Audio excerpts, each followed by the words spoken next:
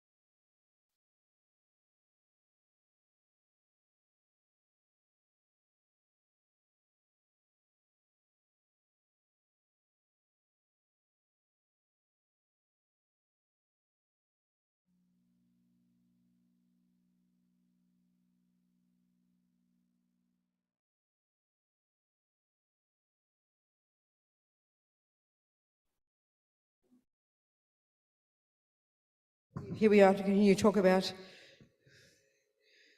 how to face death without fear, so then we can help other people. That's the point. And as I said yesterday, and as on Friday, as Rinpoche says, if you want to help anybody in this life when they need you most, is at death, which of course is the biggest surprise to us, you know. In the modern world, it's the exact opposite. And the reason, of course, is because in fact, you're not really preparing for death. You're preparing for the next life. That's the point. And because death is this kind of wretched, inconvenient drag of an event, we've got to chuck off this body and get a new one.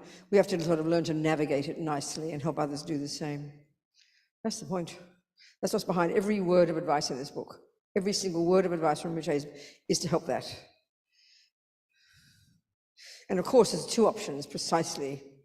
You want a human rebirth or you want a Pure Land rebirth. That's it. You do not want to be born in the hell realm. You do not want to be born as a spirit, hungry ghost, freaking out with attachment. You do not want to be born with an animal with a narrow, struggling, you know, suffering, ignorant mind. You do not want to be born as a formless or form being. You don't want to be born in the God realms. You want a human body, which is not the best, but you've got access to intelligence, and that's the one advantage. Access to intelligence, to the ability to change the mind. But not just a human birth. You need the way the Tibetans call it, the Buddhists call it, a perfect human rebirth, which is a rebirth that not only has a decent body with decent intentions and decent experiences and money in the bank and so on and so forth, so you have leisure. It's so that you do have the leisure so that you can then continue your spiritual path. That's why you need a decent rebirth, decent body, healthy, nice family, good conditions, money in the bank. So you have, and good food, so on, and so, all the practical things. We want that so that we can have access to the teachings, so we can continue to practice, have the luxury, the miracle of the time and leisure to practice. That's the point. That's the practical point.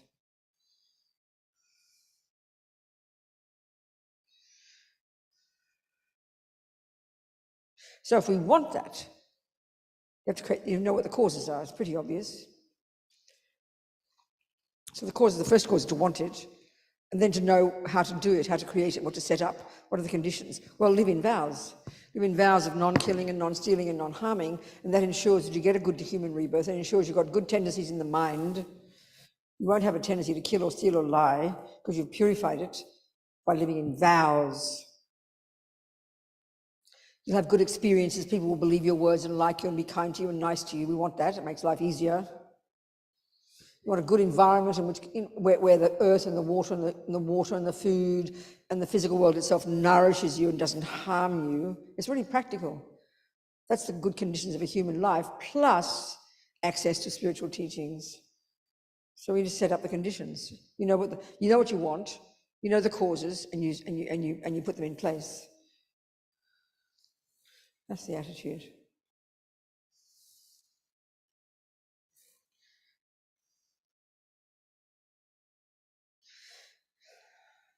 So then, like the question we had before, you know, how do you help animals?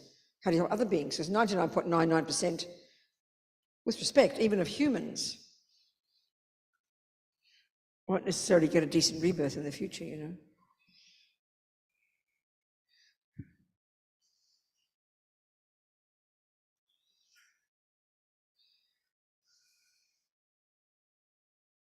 So how we can help animals? They can't create merit. The minds are too deluded. They're kind of stuck in the groove of their own ego grasping and delusions, like humans, but 1,000 times stronger, and can't access their virtue because their minds are too limited. So we have to help them create merit, and the only way to do that is to connect them with holy beings. So there's something about karma we have to understand about karma, okay? Let's just look at karma again, remind us. This natural law of karma, such that everything we think and do and say is the process that produces the person we become. So you can't force animals to have virtue because they can't do it. So you have to, they have to do certain actions that are so powerful that don't require them to be involved in it. And that's where, if we understand there are certain, in general, for oneself, for example, the main factor that determines the character of the action we do, and every millisecond we are doing actions of our body, speech, or mind, and/or mind, and then or body, speech. Every millisecond we're doing one of those. So what determines the character of those actions, that is to say, what determines whether those actions are negative or positive, because in the end there are two options, is not the action itself, is the motivation. This is clear. Is the motivation.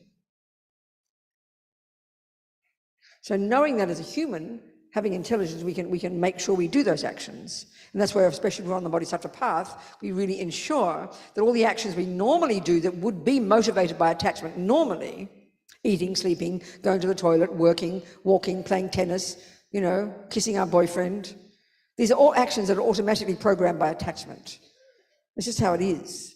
So the first stages of practice, entry level, junior school, grade 1, the Hinayana level, is attempt to harness that energy, at least attempt not to do too many negative actions, not to do too many actions motivated by attachment, calm ourselves down, discipline our body and speech, discipline the servants of our mind, which is why the power of living in vows is so tremendous.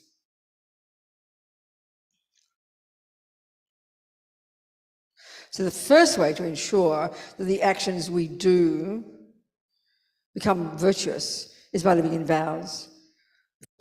So like I said, normally, given that the motivation is the key, and given that we need bucket loads of non-killing karmic seeds in our bank vault at the time of death, in order just to get one decent human rebirth, next life, you need access to lots of non-killing karmic seeds, complete karmic seeds.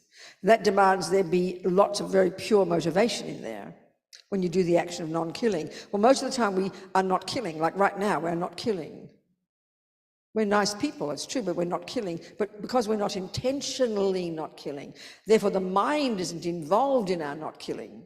There's no action happening, it's just passivity, merely not killing. But we're not proactively not killing. And proactively not killing means intentionally not killing. That means there has to be a sentient being there. And you have to decide not to kill it. And it has to be motivated by a pure motivation. Then it becomes a rich, delicious, non-killing karmic seed dropped into your bank vault. But how often do we create those? Not often. So the way to ensure that we're dropping seeds of non-killing, non-stealing, non-lying in our bank vault 24 hours a day is the miracle of vows, living in vows. It's a technical point. We can't get ahead without living in vows. This is Buddha's teaching. Vows are stupendously powerful psychologically. It ensures that our actions are virtuous, even without the motivation, even without the intention not to kill. Right now, if we're living in vows of not killing, we don't have to have an intention or a motivation not to kill. The vows are so powerful, so potent. That's one example of one environment in which the motivation isn't the most important thing. The vow overrides it, is even more important. Plus, having the motivation is even better. The other one is actions and that's where animals can't help because they can't live in vows, because the mind has to be intentional to live in vows. But the other environment in which motivation is overridden is when you do any action in relation to Buddha, Dhamma, Sangha, Guru, Dharma Center, anything that is power, they call it by the power of the object of our action. So, for example, an action of generosity to your mum, because of the power of the object of her being your mother, a close, strong karmic connection. An action of generosity to your mum is far more powerful than an action of generosity, like, say, to an ant. Not being mean about ants. So the mother is a more powerful object of your merit, and indeed a more powerful object of, if you harm your mum, it's far worse than harming an ant because of the power of the karmic connection between you. An even more powerful object would be anything that is related to the spiritual path and enlightenment, which would be a Buddha, Bodhisattva, Dharma, Sangha, or anything that that supports that, such as a place like this. So the power of any action done in relation to objects like this are incredibly much more powerful.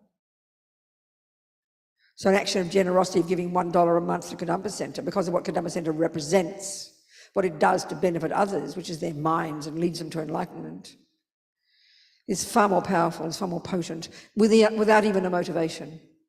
That's why when I keep talking about having like a cafe here, always give examples. I say to every centre on the planet, believe me, the only one of the few centres on the whole planet of the FPM2 who has a cafe is Kopan Monastery in Nepal. They make more money than you could even imagine. It's so sensible, but all of our centres, for some reason, we Westerners who are good at business, it all seems too difficult for us, oh no, it's not possible. Do you understand? I keep saying it to everybody, all the centres, I always say it, start a cafe, And why is this? Because of the power of the object, because a person who walks in here and buys one cup of tea, who has no interest in Dharma, has no pure motivation, only wants a cup of tea, that $3 they give, they create more merit. This is the way the teachings are, than they would in the rest of their life. So how mean of us not to give ordinary people the opportunity to create merit, Donna. That's the logic behind it. Are you seeing my point? It's like selfish of us. We sit here in our ivory tower giving Lama Tsongkhapa's Dharma, and maybe 1% of the planet wants Lama Tsongkhapa's Dharma, but 100% of the planet want a cup of tea. Are we communicating, Donna? That's the logic. I don't even tell Robbie. I'm not interested in telling. Robbie's I live in his house every time for 25 years now. I don't even bother telling Robbie this because he's not going to do it. Are we communicating? This is the point. So you're being mean by keeping your little Dharma Tsongkhapa Dharma Center here, and you've got 6 courses. I'm not being mean, but I say this to all the centers. Our job is not even to give teachings, Donna. Our job is to give sentient beings the opportunity to create merit. Most people don't even want any kind of Dharma. Forget Lama Tsongkhapa's Dharma. So we're in our ivory tower. Well, you better come up to us, up in our ivory tower. It's just not fair to human beings, Do you understand my point, Donna? I'm just saying Donna because she's the SPC and the ones next to her is the other SPC. Whoever's SPC, I do not know. I do know, you understand. Are we communicating here? So when we really understand this, it completely changes the way you help sentient beings. It really completely changes it.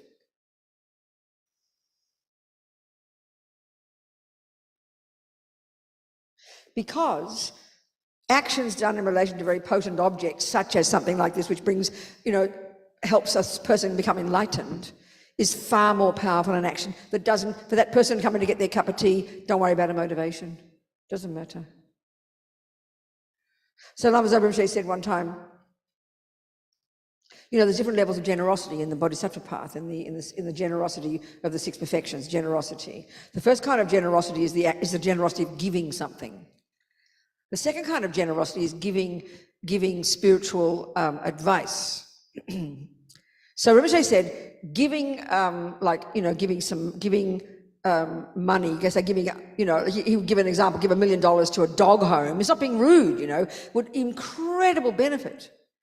No, sorry, he didn't. He said, giving everybody on the planet food, which is an astonishing action of generosity. Unbelievable. But he said, you give one piece of spiritual advice to one person that can help that person become enlightened and therefore benefit countless others over countless lifetimes, is a more powerful or more potent action of generosity. So we've got to have a bigger view, So we can say a dharma, an action of dharma, is hearing the teachings. But if the point is to help sentient beings connect with it and create virtuous merit in their mind, then certain things are more powerful. So therefore animals can be helped hugely. Just by hearing mantras, seeing images of the Buddha, and this is a bit different, puts the image of the Buddha in their mind, puts the imprint of the sound in their mind. Do you understand? That's how you help animals. That's how you help humans.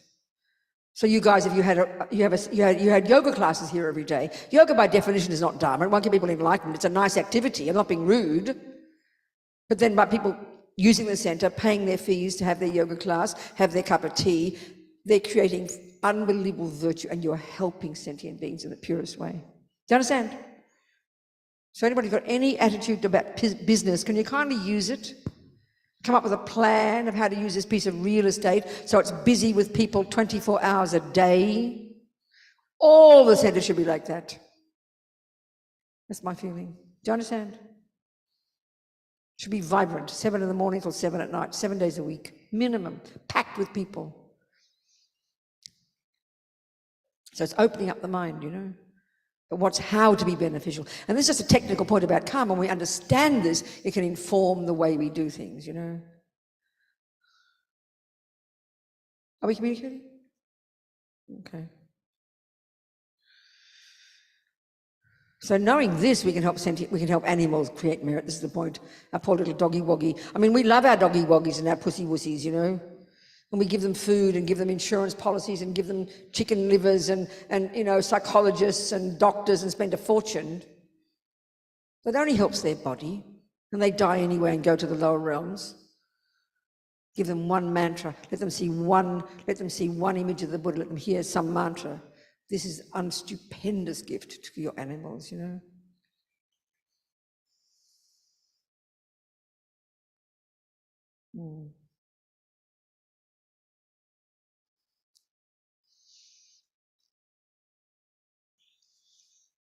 Okay.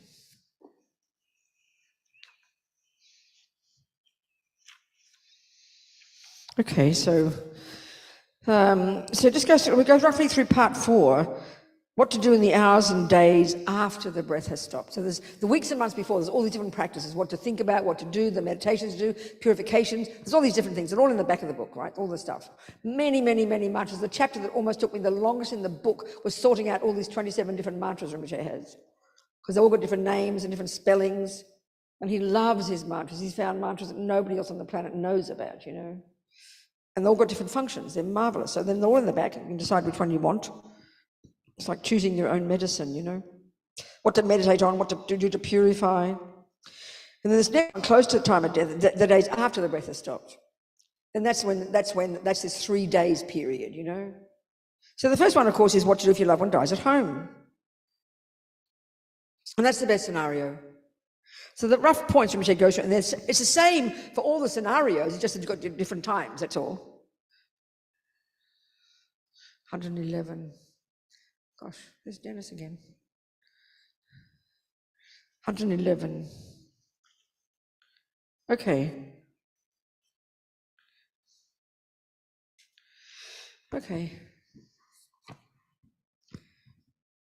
This one's a bit difficult for this, never mind. So first of all, you don't touch the body, best you can, don't touch the body, if you can. Because the mind is still there, it could be, not always, but it could be disturbing.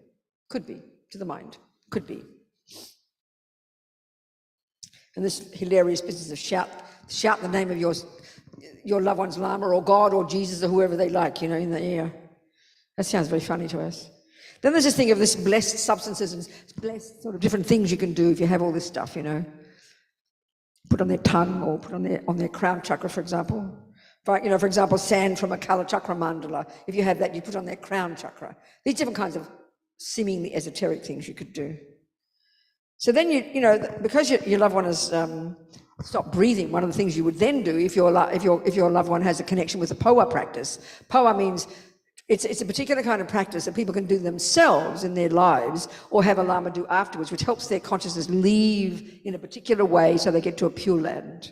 So that's been your Lama's, one of your students, your loved one's practice. Then you'd then tell their Lama or whoever's going to do it for them to do that practice at that point. That's as soon as they stop breathing, okay? That's for everybody, as soon as they stop breathing. So now then is what to do if your loved one dies at home. Well, it's the same for everybody, like I said, but the timing. As Rinpoche says, because it can take up to 3 days for the mind to leave, it's ideal to leave the body undisturbed for that long. And if you do, then that would mean, for example, I think of my friend Miffy in Queensland, whose mummy died. She was a Buddhist. So it became like a shrine room. And then the various students who knew Inta, the mother, they took turns in being in the room doing prayers and practices throughout the time, but treating it with complete respect, like nothing else but prayers and practices and things going on, That would be marvelous. That's an ideal thing to do. I remember when my grandma died, she was Catholic. The Catholic nuns came and the priest came and did prayers. And I think she was there for a couple of days, So it's a similar thing. And the main one here is, Rinpoche would say also no pets. Especially now that the breath has stopped, you should not allow cats or dogs into the room. And this is not because, we're so sensitive about them, we get very upset, like as if it's insulting cats and dogs. But because they're animals, their energy will be very heavy, kind of like a heavy level at a subtle level. And because the person's mind is still in the body, they can be incredibly sensitive. It can be affecting them, And Rinpoche also says, as discussed in chapter 12, cat hair is said to be polluted.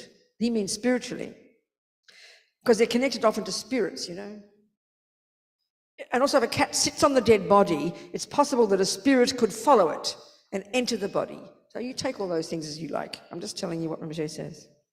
And be quiet. Key thing, be quiet. Treat it with such respect. And then one of the practices always is you offer lights. You can always have lights. Always have light on. Church Rinpoche would always say that. Put lights on. Have lights in there as like an offering. And then you could touch the body, but with different holy objects. One of the practices, one of the chapters is how to help with holy objects. Putting stupas on their crown or their heart chakra, texts, this kind of thing. Blessing string around their wrist or their like that kind of thing. Rinpoche talks about it. And then you do prayers and meditation. So Rinpoche always says, if you want to do any of these 87 practices in the back of the book, do one, Medicine Buddha, said to be most marvelous. The actual practice, the recitation of the names or the mantra, any or all of these, And you'd sponsor monasteries to do prayers. So for example, Kopan Monastery, Lama Zobra's monastery, so that's because I'm connected with that. So when my sister died, the first thing I did was contact Rinpoche and contact the Kopan and Rinpoche, and also give the name to FPMT, who then gives names to His Holiness for him to pray, So those things, immediately I heard with my sister, immediately I heard that. 2 a.m. for me in Santa Fe, and I emailed Kopan and asked to have prayers done, and asked for Rinpoche to know. So that's the kind of thing, and that's animals as well. You can have the monasteries, Rinpoche always talks about the more, we can do prayers and practice ourselves, but the more people who also do that, the more powerful it is, Having lots of people at the monastery, like 400, 500 monks there, 400, 500 nuns, all doing practices. Very powerful for the loved one and for your animal.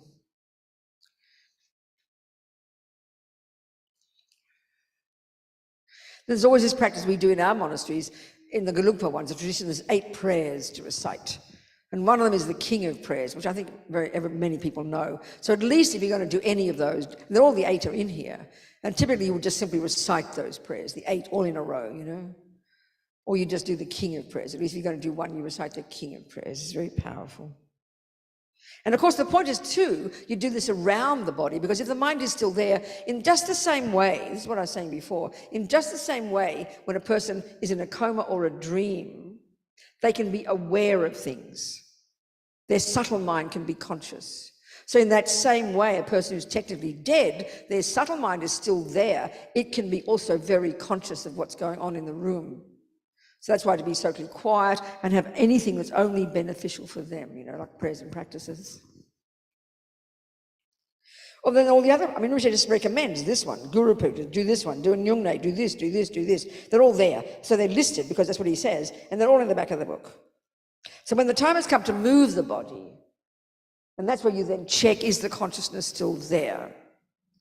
So like I said, there are various signs of that.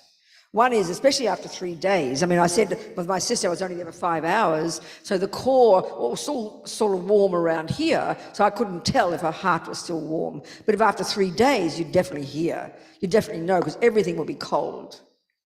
And if the mind is still there, it would be vivid, it would definitely be warm here. That's what they say. So you check if the mind is still there. But they always say mostly after 3 days the mind has gone. It can be immediately for some people. For example, a friend of mine, young woman, who had this accident, they had this kind of catastrophic result of it and went into a coma, was in hospital, and then she eventually died. And she was in the hospital and her mummy and daddy had said, okay, pull the plug, you know, and her various Buddhist friends were there, and I was in another country, so I wasn't there. And one of my friends was there, and I was texting, you know, saying what's going on. And then Geshe Dagpa, the Geshe in San Francisco, he eventually got there. But before that, they had her on life, what do you call it, life support, when they make them breathe, isn't it? But then her lungs exploded. It was awful. The poor little thing, her eyes shot open apparently. And then it would seem, I asked Geshe when he arrived, I texted and I said, did her consciousness already leave? And he said, yes. So that kind of thing that's just shocking, like an accident, can force the consciousness to go quickly because it can be shocking for the person. Do you understand? Nevertheless, he did the 8 prayers. He recited all these prayers. And he said the consciousness had gone. So there was no need to leave her for 3 days because of that, you know. So there are ways of checking. So you check with, you can check the heart, or this one of the liquid coming out, the red and white drop, like I mentioned, from the white one from the father, the red one from the mother, which I call the indestructible drop, that start at conception, and that's where you begin, at the heart chakra, and then you grow from there, you know. And then at the time of death, when that splits open, your very subtle consciousness leaves. That's when death is. Another way of checking, they say if the person is dead, you know, if you press the body and it doesn't come back. You understand? Which is a sort of typical way of checking, I think. And other ways, I think, of checking if the consciousness has gone. But they say mostly after 3 days it has. It's rare it's after, it's longer. Except, of course, if they're meditating. And that's another scenario, but this is the one of home. So you'd leave for 3 days, you'd have the practices done, have the monastery do practices, you'd do different things, and then you'd check, and then you'd do the, you know, then you'd get the body ready for burning or burying, you know. Oh yeah, that's right. So one of the things you can do, if the mind still seems to be there, and you have to give the body, you have to, you know, get rid of the body now, you would, like I said, you'd tap at the crown chakra very strongly, or tug the hair there, which can encourage the consciousness to go. And then it seems get a Pure Land rebirth if you do that, it seems, I don't know, that's what they say. And then you would also,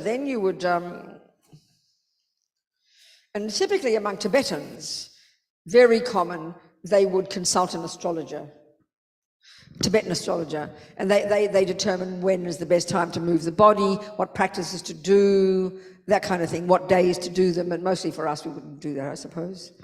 Rinpoche mentions it because that's typical Tibetan.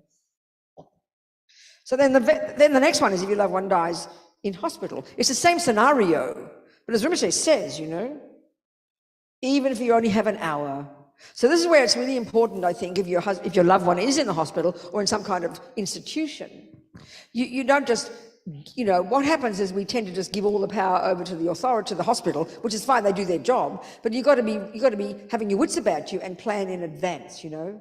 So like say your loved one is in hospital and you go there sometimes, you'd let them know in advance exactly what you want. And hospitals, I think, are very kind these days. They will try to accommodate everybody's different needs, you know.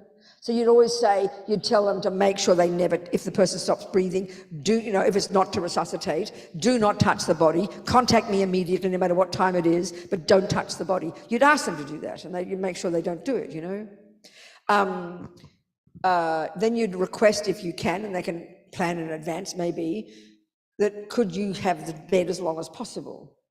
So like with my sister, they wouldn't allow me more than 5 hours, you know.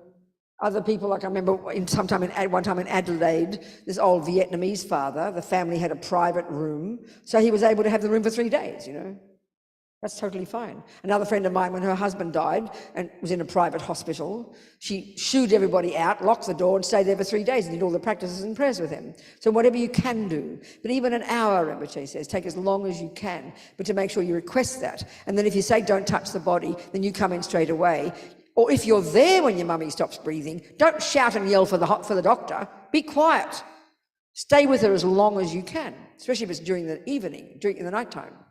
Have as long as you can without disturbing the body. This is always the best. And you do the practices and prayers. Text the people, email Copan, get the prayers done, blah, blah, blah, you know, and then you do practices and prayers as long as you can.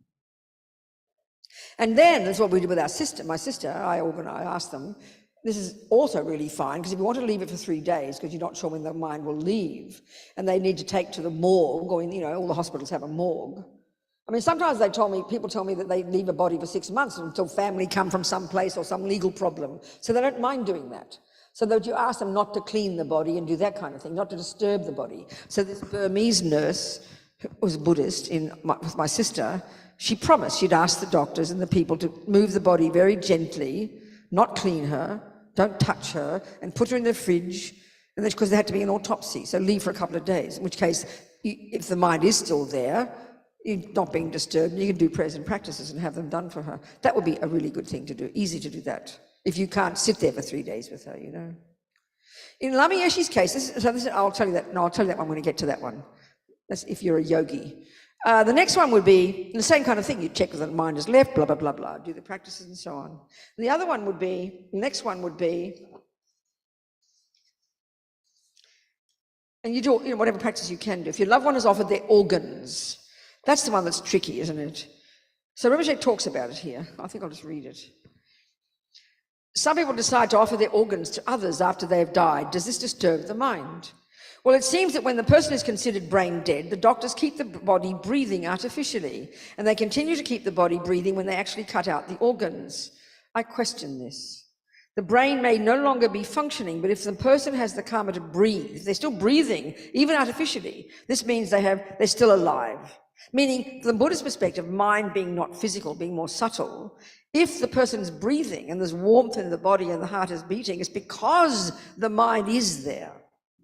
It's because the mind is there. So if the mind leaves the body, but you turn on the machine to keep them alive, they won't breathe. I mean, some people's minds leave instantly, they stop breathing. Then even if you put the machine on to make them breathe, they won't breathe because the mind has gone. So also, as we discussed in chapter 7, even when the breath has stopped and someone has been declared brain dead, people have been known to come back to life. Like I said, this is all cultures, for as long as you can remember that there are you know, experiences of this. This means the usual definition of death is wrong. And that's why that book I mentioned by Dick Tracy, this medical journalist, this has been one of the big problems for people. They're really not sure now when death is, because people are coming back to life. It's most inconvenient, you know. Look like they're dead, signs of death, but they're not dead yet. And then they're about to cut the liver out, and they've got a person lined up, and the damn man comes back to life. Most inconvenient. So it's really good that I think people are questioning because of this, you know. The hospital needs to be careful, that's all he said. I said, do you want to say more? He said, no, just say that. The hospital needs to be careful. You know? Because some of this stuff came from questions from Rinpoche. So if the person is brain dead, which means the gross consciousness has ceased, which is your sensory consciousness, they may not feel anything, of course, you wouldn't, when the organs are cut out. If the person is not in meditation when this happens, then I think it may not matter.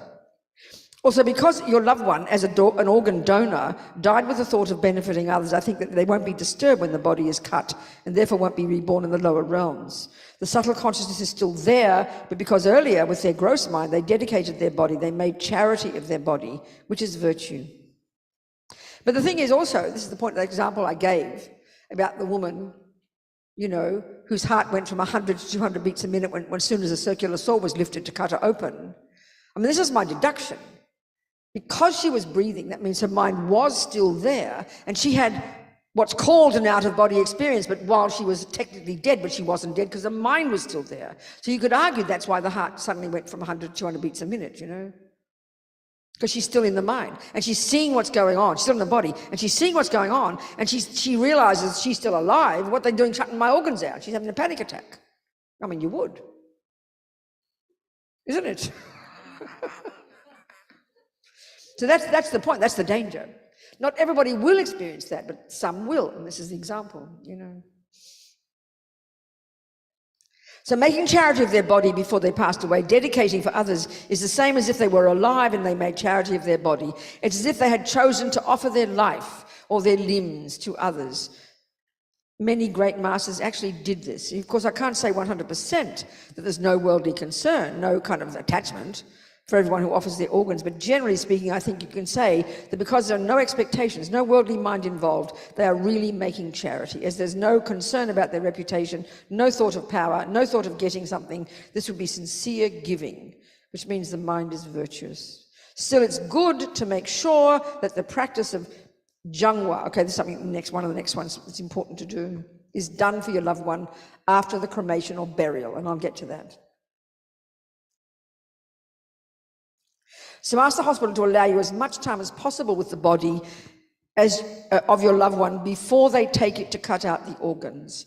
Perhaps you can't take all the advice here, but understand the essential points. I remember a friend who worked for a prison. Who was it, John? That boy who died on a motorcycle. Remember him? Timothy. He had this catastrophic accident, didn't he? And I remember Lama Zopa hearing about it. He said, why can't they leave him longer? You know, before they took all his organs out, because he was young and fresh and had delicious organs, didn't he? Yes, at the back. What's your question, sweetheart? Oh, hello, Wendy. Hello, darling. Happy to see you. Give Wendy the mic. Hang on, sweetheart. Get the mic, darling, so we can all hear you. Thank you. Yeah. What is the title of the book you're reading from, please? How to Face Death Without Fear by Lama Zopa Rinpoche, edited by Robina Courtin, a friend of yours. Yeah, got it. Thank you.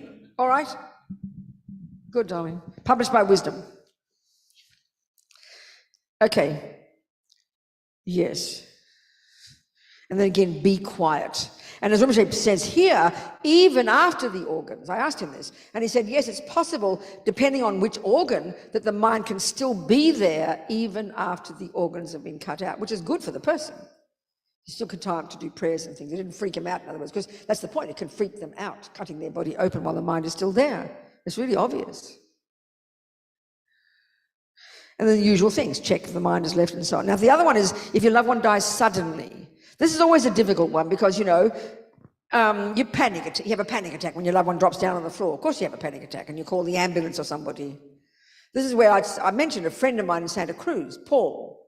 He had a really bad heart and he got his wife, and they were all Buddhists, the mother, father and daughter, and he got her to promise that if he had a heart attack, she would not call the ambulance. But he had a heart attack and she panicked and called the ambulance, you know. So they dragged him to the hospital, and the daughter and I got there at dawn, and there he was with the machine on, bring him alive. You could tell he didn't want that, you know, he didn't want that. So we did all the prayers first, the King of Prayers, he wanted those prayers, we did the prayers, and then they pulled the plug, and he stopped breathing. So then we weren't allowed to keep him in the hospital, we weren't allowed to take his body home. When Lama Yeshe passed away in 1982, in Los Angeles, the laws at the time allowed the people, us, but I wasn't there, but the students, to take the body and drive him up north to our centre, where we then kept him for 5 days and then did fire puja. That was then. Now it seems you can't do that, you know. It depends on this country, I suppose. But, you know, we weren't allowed to take Paul home. So then we asked the hospital, they were very kind. They put his body very carefully, zipped him up and put him in the ambulance. And they drove very carefully, they promised they would, and took him to the mortuary, you know, not to the hospital, the funeral home. So then we stayed with him all day, did prayers, and then we had to leave at 4 p.m. and we asked if we could stay later, and they said no. They put him in the fridge with the other bodies, but we gave them a CD of the Gyuto monks chanting, and they promised they'd play it in the fridge. So all the other dead bodies got the Gyuto monks chanting as well, you know. As they said they would. We didn't check on them. And then we came back again next day and took the body out and did more prayers for 3 days. We were allowed to do that. So there's various ways you can do it. The bottom line is to help the person while they're in the body as much as you can with prayers and practices until you can see the mind has left. That's the point of it, you know. So the thing is, again, if you've got your wits about you and your loved one dies suddenly, you know, maybe there's nothing wrong with trying to resuscitate. That's good. With Lama, again, I'll talk about Lama Yeshe in a minute, but Lama Yeshe, when we're doing the next one, when he passed away, you know, they resuscitated, tried as much as possible. When Lama Zopa passed away now, what happened was he was up in the mountains and he couldn't breathe properly and he had difficulty breathing. They brought him down and then he stopped breathing. In an ambulance from the mountains. He got out of the helicopter. I gave an ambulance. It was late in the morning, and they took him to Kopan. And then apparently he was, you know, on a whatever stretcher or something, and the doctor was there. And he took more than 2 hours trying to resuscitate. Was outside the office at Kopan, and they said now nothing to do. So they took him upstairs, and that was it. But they tried for 2 hours to resuscitate. And Lama Yeshe the same. We'll discuss that in a second. So try to resuscitate, sure. But meanwhile, do mantras in their ear, you know. In other words, there's the body and then there's the mind. So if you know they're dead, if you've got enough intelligence to realize there's no point in trying to resuscitate, then you don't try. So you say mantras and practices. And then, of course, you have to know the laws in your country, but I don't think there's any law that says you have to contact somebody immediately. I don't know what the laws are, but it would be sensible to allow the body to stay there and you do practices and prayers for 3 days. Or maybe you get a doctor to pronounce that they're dead. I mean, you have to know the laws in your own town, don't you? So you know what to do. But the bottom line always is to do what is most beneficial for that person. That's the point, you know. So you have to know this in advance. As Lama Yeshe, Lama Zopa says, this is education we all need. How to help your loved one when they die.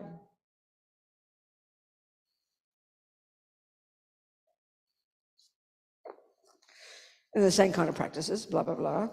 And the final one is if your loved one has high realizations and is meditating at the time of their death. Well, basically for them, mind your own business, leave them alone and close the door. They know what they're doing. Nothing for you to do, except to leave them alone. Let me read a bit about this though. So as I discussed in chapter 10, people with high tantric realizations can remain in meditation in the clear light conjoined with emptiness for as long as they wish. 1 hour, 3 days, even months. Some meditators stay in the clear light meditation in the hermitage for years. If your loved one is in meditation, you must not disturb them. The face of the meditator is very radiant, peaceful, and even blissful. They look magnificent, totally different from an ordinary dying person. And then while they're in meditation, even though the breath has stopped, there'll be no smell of decay. And that's the interesting point about an ordinary person even. As long as the mind is in the body, they might shrivel a bit, but they will not rot because the mind is still there, you know.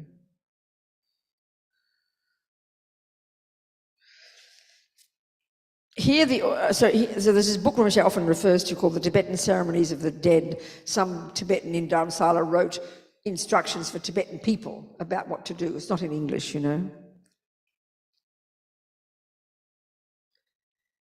So here the author of Tibetan Ceremonies of the Dead advises that for somebody who's in meditation, you shouldn't consult an astrologer about when to move the body until their meditation is over. There's a risk that the astrologer might recommend moving the body while the mind is still there. So, however, if the meditation is not over, but for various reasons, such as the country's laws, you have no choice but to move the body, you need to request the meditator to end their meditation. While you are requesting them, you can offer music with symbols and blah, blah, blah. So Song Rinpoche advised Rinpoche to do this with Lama Yeshe. Because what happened with Lama, must be in here somewhere. I forget. Here it is, it's coming, yeah. So, or you could recite, you know, the different things you can recite. Or more simply, you know, you could put incense very close to the nose of the meditator, and it's very auspicious to recite prayers that they be reborn in a pure land. So in the case of some holy beings, such as Ling Rinpoche and Lama Yeshe, even though their bodies were moved several times, their meditation did not cease and they were not disturbed. you know, Ling Rinpoche stayed in meditation for 13 days. So as I mentioned in chapter 21, Lama Yeshe passed away at Cedars-Sinai Medical Center in Los Angeles, a wonderful hospital. Before Lama passed away, the nurses were watching intently throughout the night. The moment Lama's heart stopped, people rushed in with a defibrillator and wanted to try to get it started again. It was all very hectic in the room. I had checked with Song Rinpoche, who earlier had come to be with Lama, but now is back in Switzerland, and he said to do everything possible to save Lama. The defibrillator is very strong. It pulls the body up violently. Lama opened his eyes for a moment, and then his body fell back down. The doctor then said there was no hope. It was about 5 o'clock in the morning, and it was Tibetan New Year's Day, Losar, very auspicious day, about dawn. This was my first time dealing with someone passing away in the West. I'd had no experience. Apparently they usually take the body to the mortuary where they prepare it, but I didn't think we needed to do that. That's for ordinary people, not for those who are in the meditation state like Lama. Anyway, Lama remained in meditation in a private room throughout the day. He said the hospital was so kind, they let him do that. They gave him a private room, you know. And so then by the late afternoon, we couldn't stay any longer, so they just sat and did prayers and practices all day.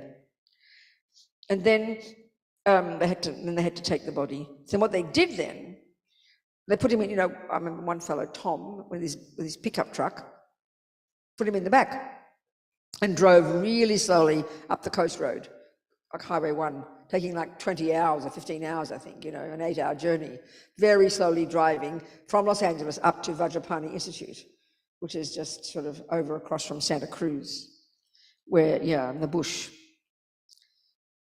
in the redwoods. I lived there for a while, at the other centre, Land of Medicine Buddha, and I hated it. I mean, it's a bit shocking to say that because some people treat it like saints, you know, because you can't see the sky. So I'd always go to the Capitola just nearby where there's a beach and I'd look at the sky there. It was much better. I know, it's okay. It was always damp around these big, you look up and you couldn't see the sky because the trees were so big. And I prefer the sky to the trees. I often say, you know, I'm happy that the trees are there. I just don't need to see them, that's all. They're doing their job. I'm happy with that.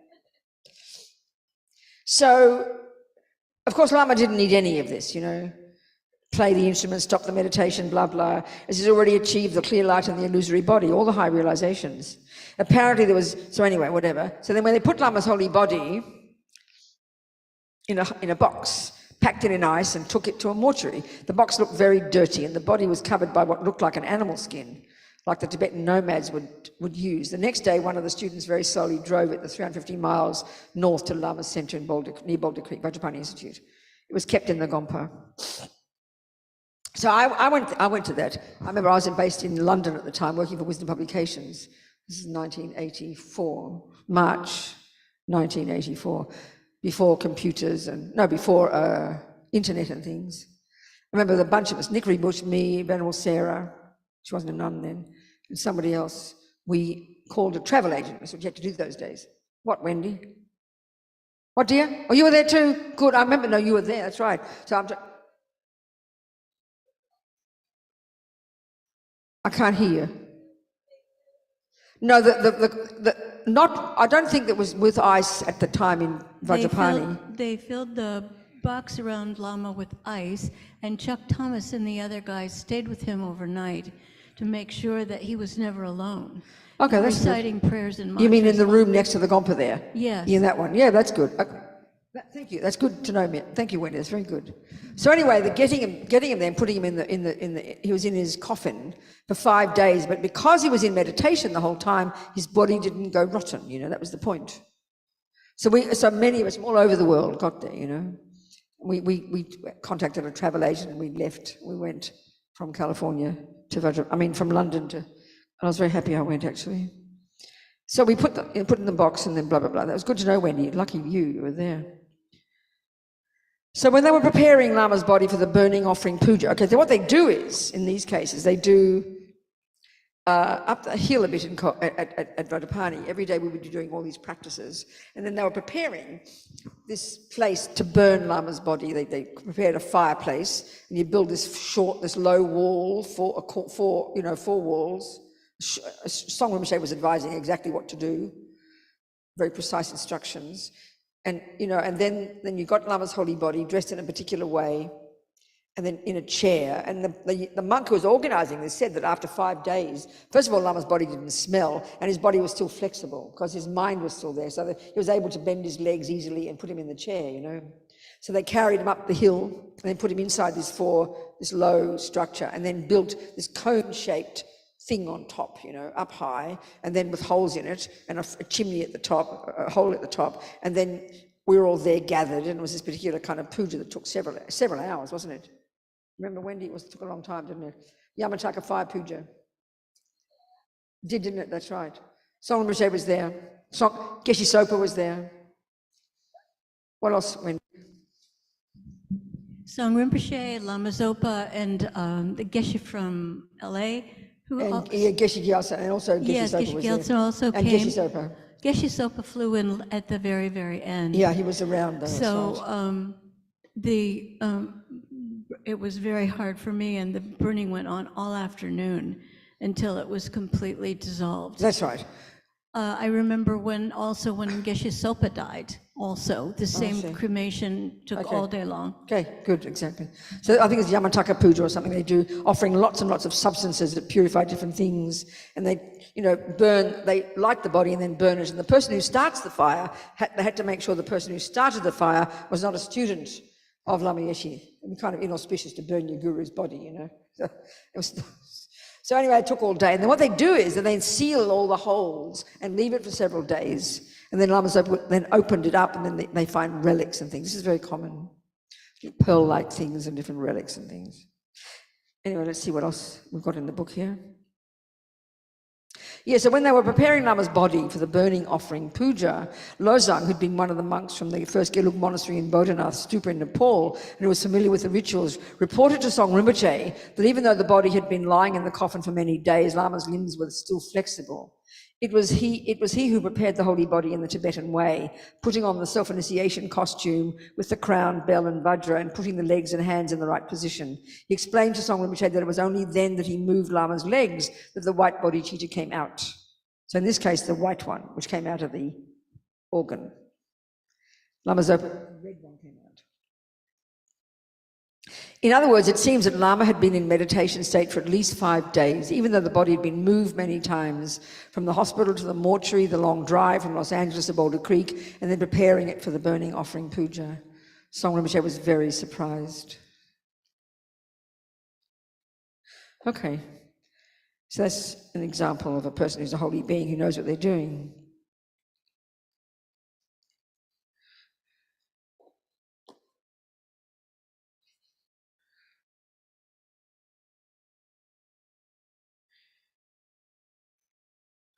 So any questions now, people? Any questions? Any questions? Venerable Yes, Andre. Up here, yeah. Yes, Andre. So you said that Lama Yeshe was in meditative state for 5 days. Yes. But yet the body was moved. So That's right, because he's a yogi. Yeah. He knows what he's doing.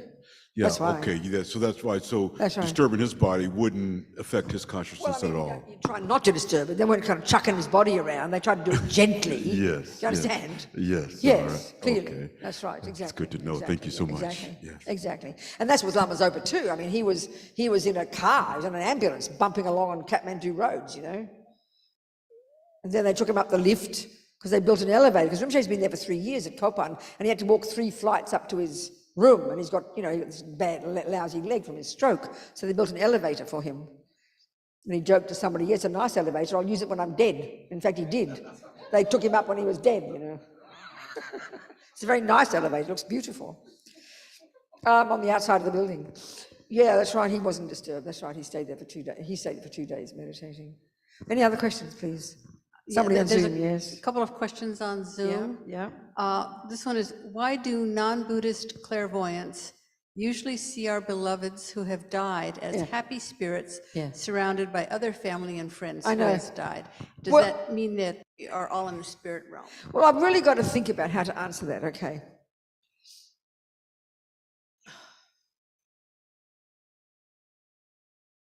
So, for example, there's a story, there's a type of practitioner in Tibet they call Delong, and it's usually a woman, And what she does is, there's a whole book, one Lama talked about his mother who did this, and so he wrote a book about her. And what she did was she'd lie down, look like she's dead, then she'd travel around to all the different realms and meet all the dead people, and then come back with stories about why they were in the lower realms, usually the lower realms ones, not the happy ones. So those are the lower realms ones, not the happy ones, right?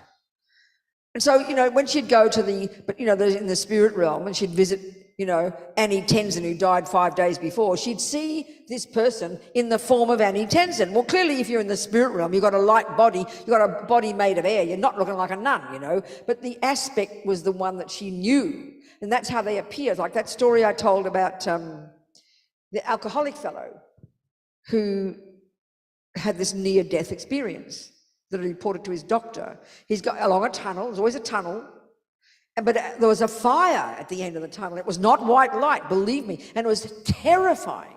It was a fire, it was hell, basically, and his friends in their own form in those flames. Clearly that's not possible. Do you understand my point? But that's the karmic appearance you have. If you see a ghost in a house, she'll look like the 17th century lady who lived there in the 17th century, because that's the aspect she has. But the actual mind of the person is not looking like that. So it's whatever the karmic connection you have with the person, the way they look, is how they appear to you. So I don't know how to explain all that, because if it's your mum appearing to you, either your mum really is in the spirit realm, and she's coming and talking to you. But she'd be very distressed, she'd be extremely distressed. Like the one who entered into the nun. He was totally distressed. So there's, the way people appear to you is the karmic appearance you have of that person. So it could also equally be like lots of the people who like become possessed, and they're mediums for people. And like you say Mozart comes and makes you play piano, or Mozart comes and talks to you. So you could argue it's a very a malevolent spirit possibly who's appearing like Mozart, talking to you like Mozart. So there's lots of things like that. I can't say more than that really. But I mean, this is why this interesting American doctor, everybody talks about near-death experiences and they're always pleasant. But he had these hell-like experiences and people reported them. So they're also there. It's clear. They're also there, So like I said, for the first guy, for whom that walk along the corridor took as long as walking from here to Alaska, that's business of experience of how long time, things like Carmen's story, he saw this white light and he called it Jesus. Well, imagine if he saw green light, some naked green lady, he'd have a heart attack. Whereas a Buddhist would see green ladies. So it's karmic appearances, the way what you have karma with. So that's all I can say, really. I don't know what else to say. I can't deny people's experiences, but it's how I think that's what I notice. Different people have out-of-body experiences or after, near-death experiences. And depending if they're Christian or Muslim or Australian Aboriginal or Buddhist, different things appear. So you call it what you know. You call it according to your culture. Isn't it? Isn't it? Makes sense completely. Yeah, that's all I can say. Any other questions? Yes, sweetheart. Yes. Go. Press it up. Good, go. Just press it up. That's it. Is it possible that the spirits are actually in the God realm where they're happy? Okay. There can be some beings who could manifest to benefit you, and they're the benevolent ones, and that could be they would be gods. They're not. Bodhisattvas can do, but bodhisattvas are high beings who can manifest in anybody they like. They can do what they like, and they can include being born a human. Gods are just in this realm, and some of them in the God realm, generally, they're so blissed out, they don't care about anybody else. But there can be some who can be beneficial, like the guardian angel type idea. Yeah, it could be gods. But as spirits are usually very unhappy, and they can be very manipulative and harmful, but they can sort of trick you into thinking that they're being nice to you. Or acting like a holy being, like that kind of thing. That's what they say. You have to be careful. But I think our thing in the West is we're so like if somebody's disembodied, we assume they're holy. This is not true, that's for sure. You understand? Yes. I have a question from yesterday. So if somebody has really good karma and then they have a traumatic death. Yeah. if I understood correctly, they go to a lower realm. It depends on the person. It does not follow if they have a traumatic death. It doesn't Okay. follow. It just doesn't follow. A person could still have such virtuous karma, and even if they have a traumatic death, their mind is steady and stable and this virtue ripens. Another person could look like have a peaceful death, but could be born in the lower realm. So it really depends on the person's karma. You can't say so easily, you know. I mean, it's not good to have a traumatic death. It's best to have a peaceful death. It makes it easier for you, you know. That's for sure. But you can't always say. Do you understand? Yeah. There's another question on Zoom, Venerable. This goes back to your some of your opening remarks about helping animals. Yeah. And the question is, if we train a dog to be a therapy dog or a service animal, Yes, does that's that right. generate merit? Definitely, for there's the no animal? doubt. I think there's no doubt. I was thinking of that before. We can see that with dogs especially. We can train them because they seem to have such karma with humans, don't they? The domestic dog has really strong karmic connection with human beings. So when they do such work, it's you know, they can be trained. We can see that, and there seems to be coming from some imprints of compassion there. There mightn't be much volition, much ability to do much more with it, but they can be, because of the karmic connection, they can be trained, and that has to be virtuous. Of course it does. Of course it does. There has to be something there. I mean, instead of eating the person alive, they're helping them. It has to be different, you know. Clearly, do you understand? For sure, absolutely. But you also hear, it's interesting, you hear about like lions befriending a little mouse or something.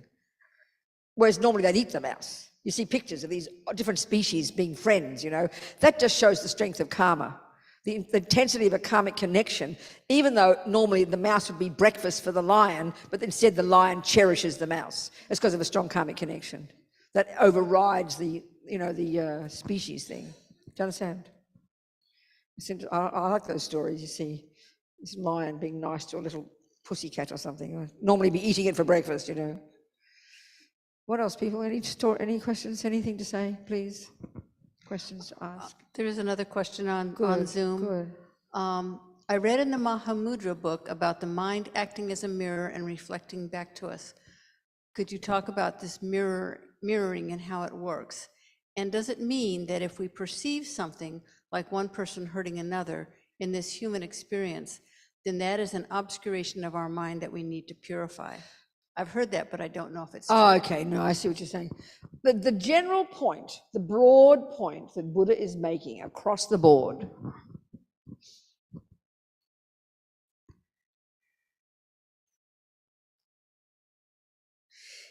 is, as long as we're in samsara, which means we have delusions, which means we have ego grasping that believes in the intrinsic me and the intrinsic everything else, based upon which we have that intense attachment to get what I want. Then we have aversion when attachment doesn't get what it wants, and all the other delusions. When we like that, then they are what pollute our mirror. So this idea that the mind is like a mirror is very powerful, and it's quite shocking if we hear it.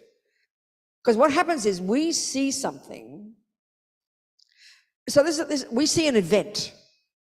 No, three people see one person. So you're right that it's Fred, you're right that he's a human being, you're right that he's a male, you're right that he's American. You tick the boxes, they are relative truths.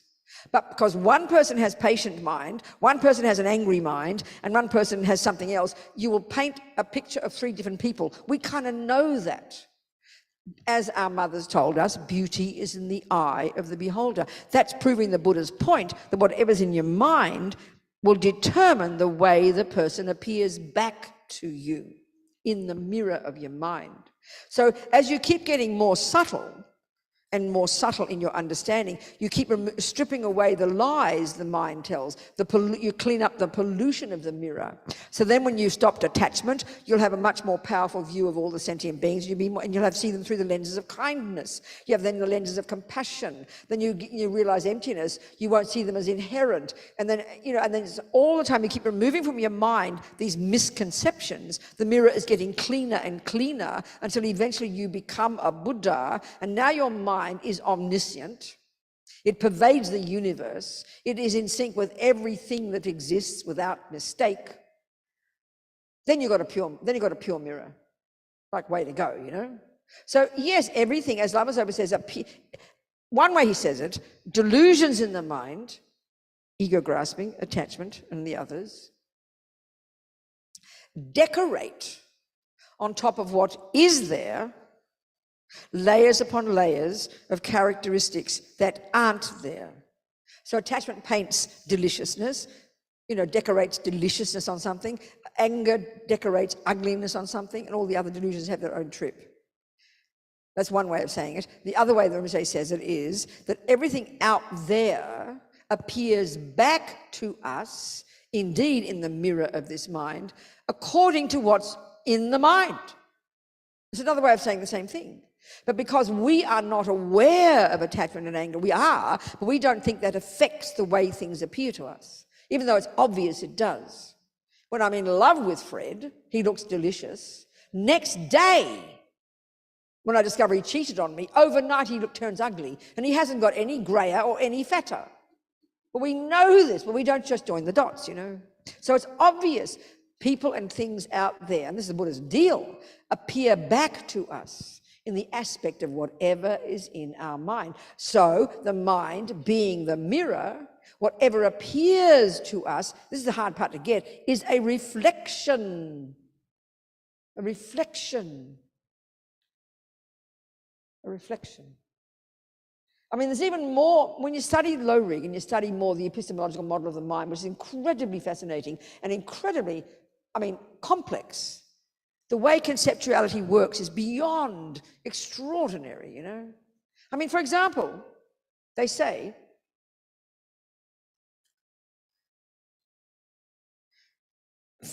cognizing via the medium of conceptuality, my eyes go here, and up comes the label iPad.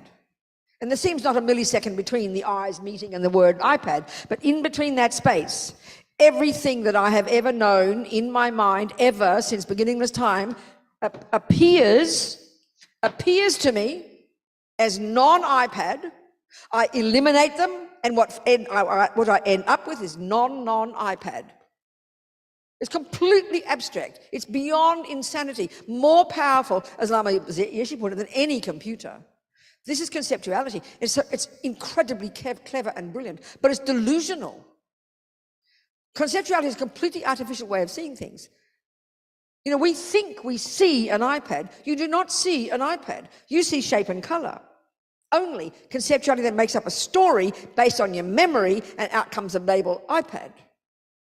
So it's really kind of, when we start to study Lorig and start to study the epistemological model, most of which I've forgotten, it's totally fascinating how the conceptual mind works. And then to hear that we've got this subtle level of cognition that's known as kind of direct non-conceptual perception, we can't even imagine it because we have no equivalent in neuroscience, It's very fascinating. And this is knowledge coming from these genius Indians, well before the Buddha. Only now, clever white people, Western people, think they're the cleverest people on the planet, discovering this. Do you understand? I forgot what the question was, but that was the answer. I'm sorry. So what we see, this is why they talk about things are like an illusion. It sounds kind of very romantic to us. We haven't got a clue what they mean. What do you mean illusion? He hit me, So the real one to get at is the shape and color one's kind of powerful. Sound, because what happens is I'll hear that one, just a second of that trumpet note. And what happens is I believe I'm cognizing divine Miles Davis. But in between that, in that millionth of a second, this entire process occurred. Everything that wasn't Miles Davis was eliminated and upturned non-Miles Davis. That's one thing. But the other thing is, in that millionth of a second, I access my mental consciousness after my sensory consciousness hears me as sound that has no character in its nature, so I access my mental consciousness, as Lama Zopa says, where the workshop is, and in a millionth of a second, quicker than Google, up comes the opinion, divine Miles Davis. So we live our lives like that, conceptualizing with opinions about things. Now, Buddha's telling us some opinions are valid. It is Miles Davis. It is a trumpet. But then because it's filtering through attachment, which exaggerates the deliciousness, or filtering through aversion, which exaggerates its ugliness, then we distort what we're seeing, But the tragedy is bad enough. It's one way, Lama Zopa says, bad enough that we are seeing things wrongly, inaccurately, But the worst part is we don't realize it, and then we believe whatever appears to us. And the other way he says, which sounds to me very shocking, but it's really true, he said the vast majority of all humans on the planet have absolutely no idea that what goes on in their mind, all these thoughts and feelings, play any role at all in their lives, because we are so totally believing that everything comes from out there, and I'm this static, unmovable, unchangeable recipient of those things, and that's the way they are. And I don't play any role. We're like this innocent victim to whom things happen, you know. This is the insanity of it. So we start to realize that our mind is the main player in our lives. It's kind of stupendous. That's Buddha's deal, you know. So we start to practice. And as Lama Zopa says, at least stop believing in your karmic appearances. At least have a doubt. Because you see the ugly ex-boyfriend who seems so horrible to you and energizes such pain in your mind. Don't believe in your karmic appearances. Or as Pamonka Rinpoche says, even you have no idea what emptiness means. Just doubt, have a doubt. Maybe the way things appear to us isn't the way they actually exist. Which all sounds so cosmic to us because we don't know how to think about it. But it's a good start, you know. Anyone else? Any questions? There's another one on Zoom. Yeah. Dear Venerable, you are stressing the importance of living in vows. Do you also mean monastic vows? Do I also mean what?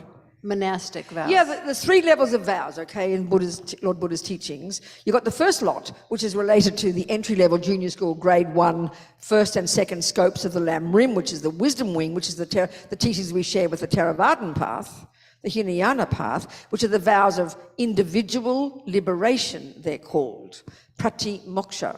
So the layperson's vows and the monastic vows are the same level, same ones. And those vows are all about not harming. They're to refrain from harming. And there's not much wriggle room. You just don't kill, don't steal, don't this, don't that. You're harnessing the energy of your body and speech. Vows are about the body and speech, about behavior, not about the mind. You're harnessing your behavior.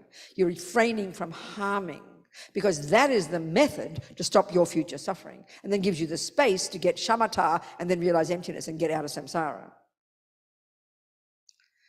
That's the first level. Then you've got the next level, which is the bodhisattva vows, far more profound, far more spacious. So the first lot are about not harming, and it's just as much as you can not do it. The bodhisattva vows are more spacious. They're still about not harming, but they're really different insofar as now the main point is the motivation. So the bodhisattva vows, even in the bodhisattva vows, there is even a vow that you can break an earlier vow, a pratimoksha vow, if it is genuinely for the sake of others. You can't play with that. So the bodhisattvas, that's why bodhisattva behavior, like the guy on the horse running over the lady's garden, if you were there at the time, you just see a mean guy. You wouldn't say, oh, there's a bodhisattva helping a sentient being. No way, you know. So bodhisattva vows are way more powerful. They're still about not harming, but the main thing is the motivation. The main thing is the motivation. There's many of those, 18 root vows and 46 secondary vows. We need to understand them. And you people who've taken Highest Yoga Tantra, you've got those, you know, and then you've got your tantric vows. It's the highest level of all.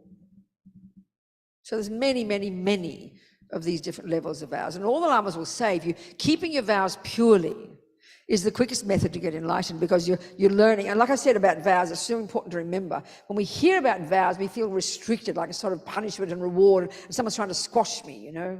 Whereas, as I said, and I really think it's true, when you learn to drive a car, you don't call them vows, but if you had to write down everything you vowed not to do in order to drive a car properly, you'd have hundreds of things. But we don't think of it as a vow. But that's exactly what it is. It's to enable you to learn to be a good driver. Well, what are these vows? To enable you to become a good human being. It's so practical, you know. So your vows are tremendous, psychologically, so powerful. And that's why even the very first level, the pratimoksha vows, like I said, here we are in this room, not killing, which is marvelous. Lucky sentient beings, lucky rats and roaches, as Lama Yeshe says, Lama Zopa says, they'll have a party. We're leaving them in peace. But if there's no thought in our mind, and there isn't at this moment, to not kill, because there's no sentient being there to kill, then we're not creating any virtue of not killing. Just being nice is not enough. So whereas you have a vow in your mind stream right now of not killing, and you're keeping it, then you're ticking over virtuous karmic seeds into your bank vault of not killing 24 hours a day. So it's impossible to get ahead without vows. Because being good is not enough, which means our motivation is not powerful enough. Our goodness is not powerful enough. Vows give an incredible boost to our virtue. So it's really important to understand this, I think. Then it's crazy not to live in vows, and it's crazy not to purify every day, you know. Lama Zopa says we're insane not to do the 4 opponent powers, not to do the purification practice every day. These are the tools in the first and second scopes that are fundamental to a good practice, you know. What else, people? Something? There's another student on Zoom who wants to ask a question. Go ahead, Karen. Go, Karen, sweetheart, talk to me. Okay. I don't know why I've got me looking at me. Can I please have the gallery on my screen? Thank you. Yes, talk to me. Who's talking to me? I'm talking to you. Thank you so much for being here with us. Yes. This meant a lot to me. So I picked up the book, the Mahamudra book, again, that I had bought when you came several years ago, and I had not read it all, and I'm reading it again. And then I did a meditation on emptiness. And I think I'm making some progress, and I just wanted to see if I could check my understanding based on where I am. Mm. So when I did the meditation last night, what I arrived at was that the I, the false I, the I that's a concept that feels that's a separate self, me, that has opinions and judgments and all of that, the problem I, is imputed on the valid basis of my body-mind combination. So it doesn't actually exist on its own, but the valid basis on which it is based is my body and my mind. Is that part? Okay, the first part of it, no. So the right way to say that, you're correct in general, but the specific bit that was mistaken is the one that you think is there isn't there, and that's not the one that's imputed on your body and mind. The merely labeled I is the one that's imputed on your body and mind. Yes, okay, I misspoke then. That's what I meant to say. So the merely labeled one, the conceptual one that doesn't actually exist is... What do you mean the conceptual one? No, that's not the way to put it. You're right, but the words aren't quite accurate. The one that you think is there based upon the label, the ego grasping believes there is a real there separate piece called I. So that concept called ego grasping is mistaken because the object of that concept doesn't exist. So then when you realize the I is merely labeled, when you can't find the fantasy I, you end up with the conclusion that I does exist, but it's the label, it's the merely labeled I on the basis, on the valid basis of the body and speech of Karen. That's the way to say it. So yes, you're pretty right. I think I'm trying to say it, but I'm sorry, I don't have the... Sweetheart, if you what? If you're what? What happened to her?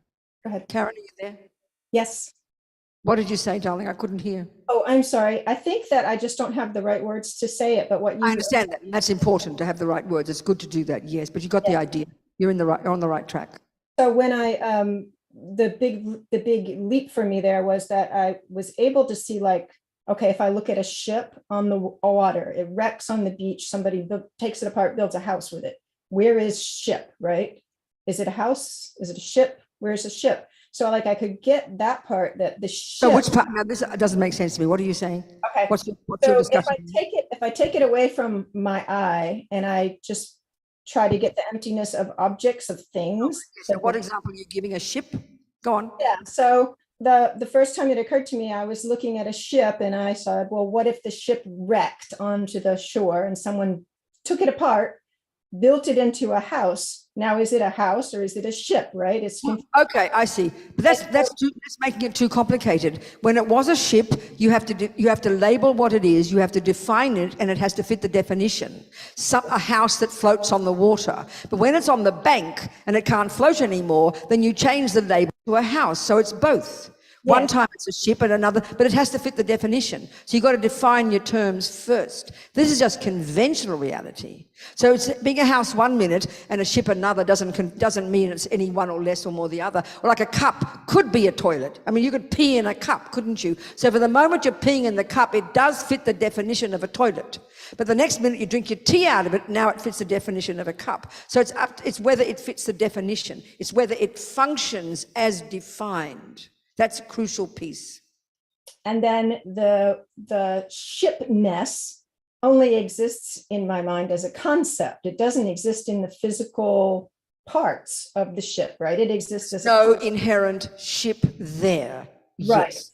Right. And the same way then carried over to the I. If I see that the I doesn't exist in my body, doesn't exist. There's no independent I among the other parts. There's no peace inside the body and the mind, walking hand in hand with those pieces, that's called I. That's one mistake. The other mistake to also prove to yourself is the one that we think, well, all of me is the I. But as Lama Zopa says, the label I can't be the same as the base. So I is a label on the base. So one mistake is to think there's a separate I. The other mistake is to think there's all the I. You've got to disprove both of those. Okay, so I think where I'm stuck is the separate I, because right now I believe there is the label I on the basis. That's fine. That's correct statement. And to experience the truth of it is another discussion, but that's the correct words. Okay. I is merely a label that we use to refer to a valid basis, in the case of Karen, of her body and speech, body and mind. So then if I understand the Mahamudra process correctly, I haven't read all the book, but it's to then meditate upon the mind and to find the changeless true part that actually truly inherently exists. Yes? No, not at all. You've got to try and counter it. Thank you. This is where I'm stuck in counter it. Yes, keep going, Karen. It's okay. You're doing well. Keep moving and learn the right words. Then you keep moving in the right direction. It's great. So, right? So when I do the Mahamudra meditation and I meditate upon my mind. The first mode of meditation is to concentrate on whatever arises in your mind. Ideally, when that begins to settle down, the object that you're focusing on is called the clarity of your mind, which is its conventional nature, which is quite subtle. Then when you got the mind to be quiet, you then move into the insight mode. You don't move from concentrating, but you have this kind of like the mindfulness fish watching to check to see how your I appears to you. So I'm watching the mind and seeing how it appears to me. Not watching your mind. No, you're not watching your mind. Watching the eye. Watching the eye. Watching the eye. No, you're not watching the eye either, because it doesn't exist. You're trying to identify how your eye feels, appears to you. It's really quite subtle. So okay, so Venerable Amy did this meditation that was helpful to me last night when I listened to it. And she said to get in touch with the I that's appearing, think of a time you're really, really scared or really, really angry. That's right. That's what they say. And so that was easy for me to think, because I tend to be a fearful person. So I was easily able to do that. That's the I that I want to. Well, okay. You see, more in this meditation, actually, there's two ways of meditating using these two modes of meditation on emptiness. The typical one in the Lam Rim, what Venerable Amy said is right.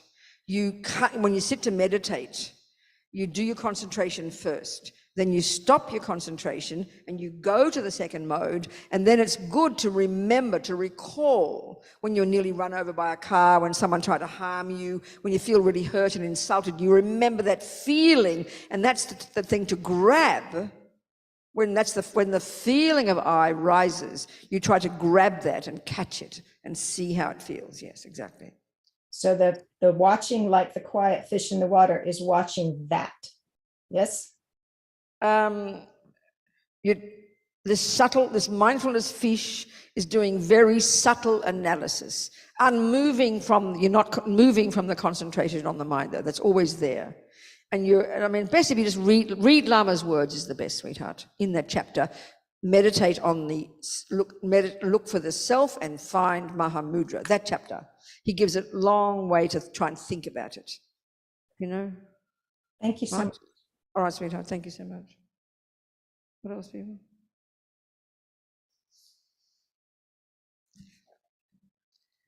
Hello, Venerable. Technical question. We have the 3 different levels of consciousness: gross, subtle, very subtle, yes, right? Yes. The subtle is the one which goes from life to life, correct? Then this gross, the very subtle, subtle, yes. and then extremely subtle or Extremely very subtle, and all that's known as the clear light consciousness. That is what then leaves the body, imprinted with all the karmic imprints since beginningless time, and then based on the karma that was triggered when you stop breathing, it finds its way to the new rebirth. Yes, that's okay. right. And then the mind becomes gross again, and you take on the form of the new person, the dog, the rat, the human, whatever. Yes, okay. Exactly. And then the sensory consciousness is part of gross consciousness? Sensory consciousness is gross consciousness. That is gross consciousness. That's what it means by gross consciousness, which is inextricably linked to the gross body. Subtle consciousness is referring to all your mental states, including love, concepts, attachment, jealousy.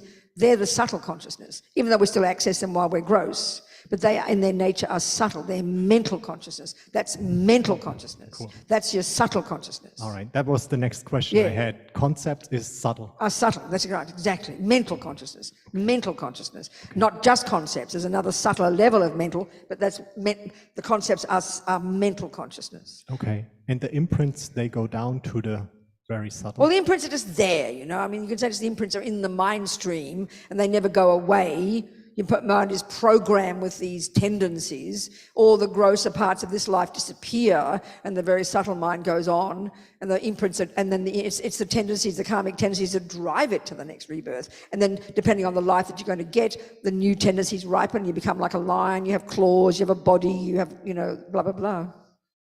So you're saying the imprints are subtle, but then it's the tendencies? No, I didn't say the imprints are subtle. The imprints aren't even mind. It's not called mind. Imprints are not the mind. Imprints are, they use the analogy of seeds in the mind. Imprints, it means habit. If you play the piano yesterday, and you go to sleep, you wake up today, and you still retain the habit, don't you? You play the piano again. Well, that's karma. That's how karma is. It's just habits. You habituate your mind, you program your mind with habits. Okay. They use the word seeds, they use the word imprints, they're the terms they use. Okay. Makes sense. And those don't ever disappear until you've realized emptiness and purified your mind. Do you understand? Yes. Do you understand? Yeah. Good. Makes sense. Okay, great. Thanks. Good. What else? Yes, please. Yes. Oops.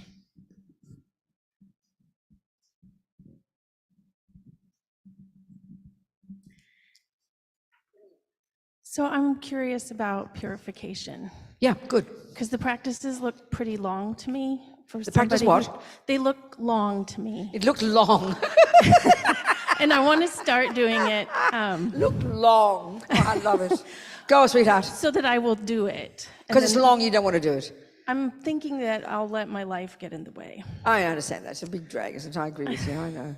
Like, who wants to cook for 5 hours because the meal only lasts 5 minutes? People love it. Yes.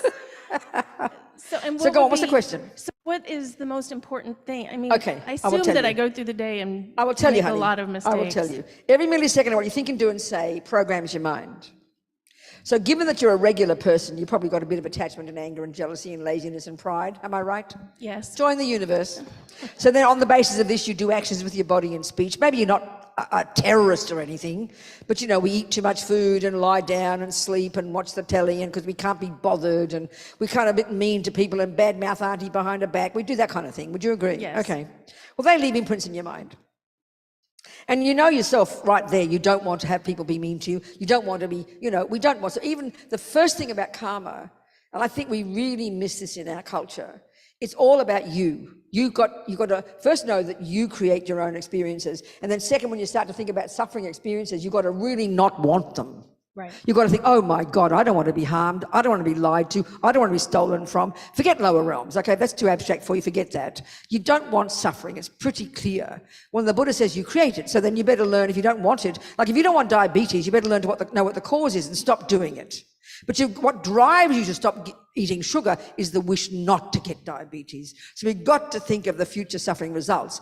If even the lower realms is too much for your mind, just think of the tendencies. You understand what I'm saying? You don't want to, at least you don't want to be angry, and you don't want people to be angry with you. You don't want to lie, and you don't want people to lie to you. This, I think we can all know. So that's what drives your wish. Well, I better clean up my act. Right. So purification has 4 steps. And each of those 4 steps purifies each of the 4 ways that karma ripens. It's very integrated, very coherent. The 4 R's. R's. R's. R's. I have to swallow my words when I'm American. When I want a glass of water, I beg your pardon, ma'am.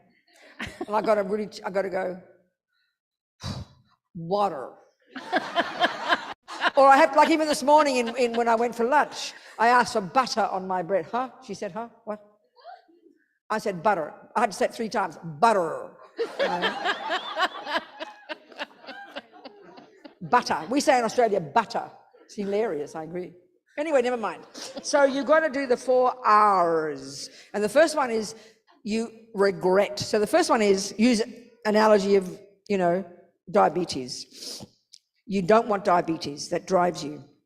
So you're going to watch yourself. But suddenly you realize you ate some sugar. Oh no, I can't believe I've eaten sugar. What an idiot. I don't want diabetes. So the first step is you regret that you did it. It's so healthy. But what we do instead is guilt. Oh, I'm a bad person. We get all guilty and pathetic, Nothing to do with guilt. It's common sense.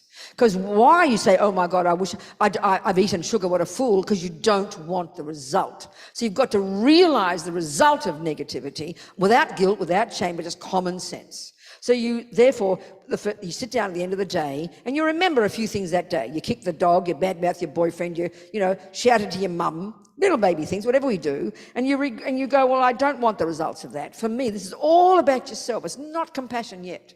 This is a big thing we miss, You've got to really, it's like compassion for yourself. Oh my God, I can't believe I did this, I did that. And you acknowledge them. And then you say to yourself, and what's your name? What's your name? Lori. Laureen. Lori. Laureen. No, just Lori, Lauri. Oh, Lori. You can Laurie say in Australia, Laurie, honey. So Laurie, Laurie, give me a break. Laurie, I do not want the result. I don't want this. I can't best. Of course I regret. So it actually is an attitude of kindness to yourself. We've got to cultivate that, We just say it like guilt. It's really mistaken. You've got to cultivate this view. I don't want the results. I regret having done this and this and this. Then you think of some stuff in this life where you've harmed others. And we're talking behavior here. Not talking your mind yet. And then if your mind is beginningless, there's nothing you haven't done. So then you can go, and you know what, Laurie, whatever I have done since beginningless time to harm sentient beings, I regret from the depths of my heart, because you know what, Laurie, I don't want the future results.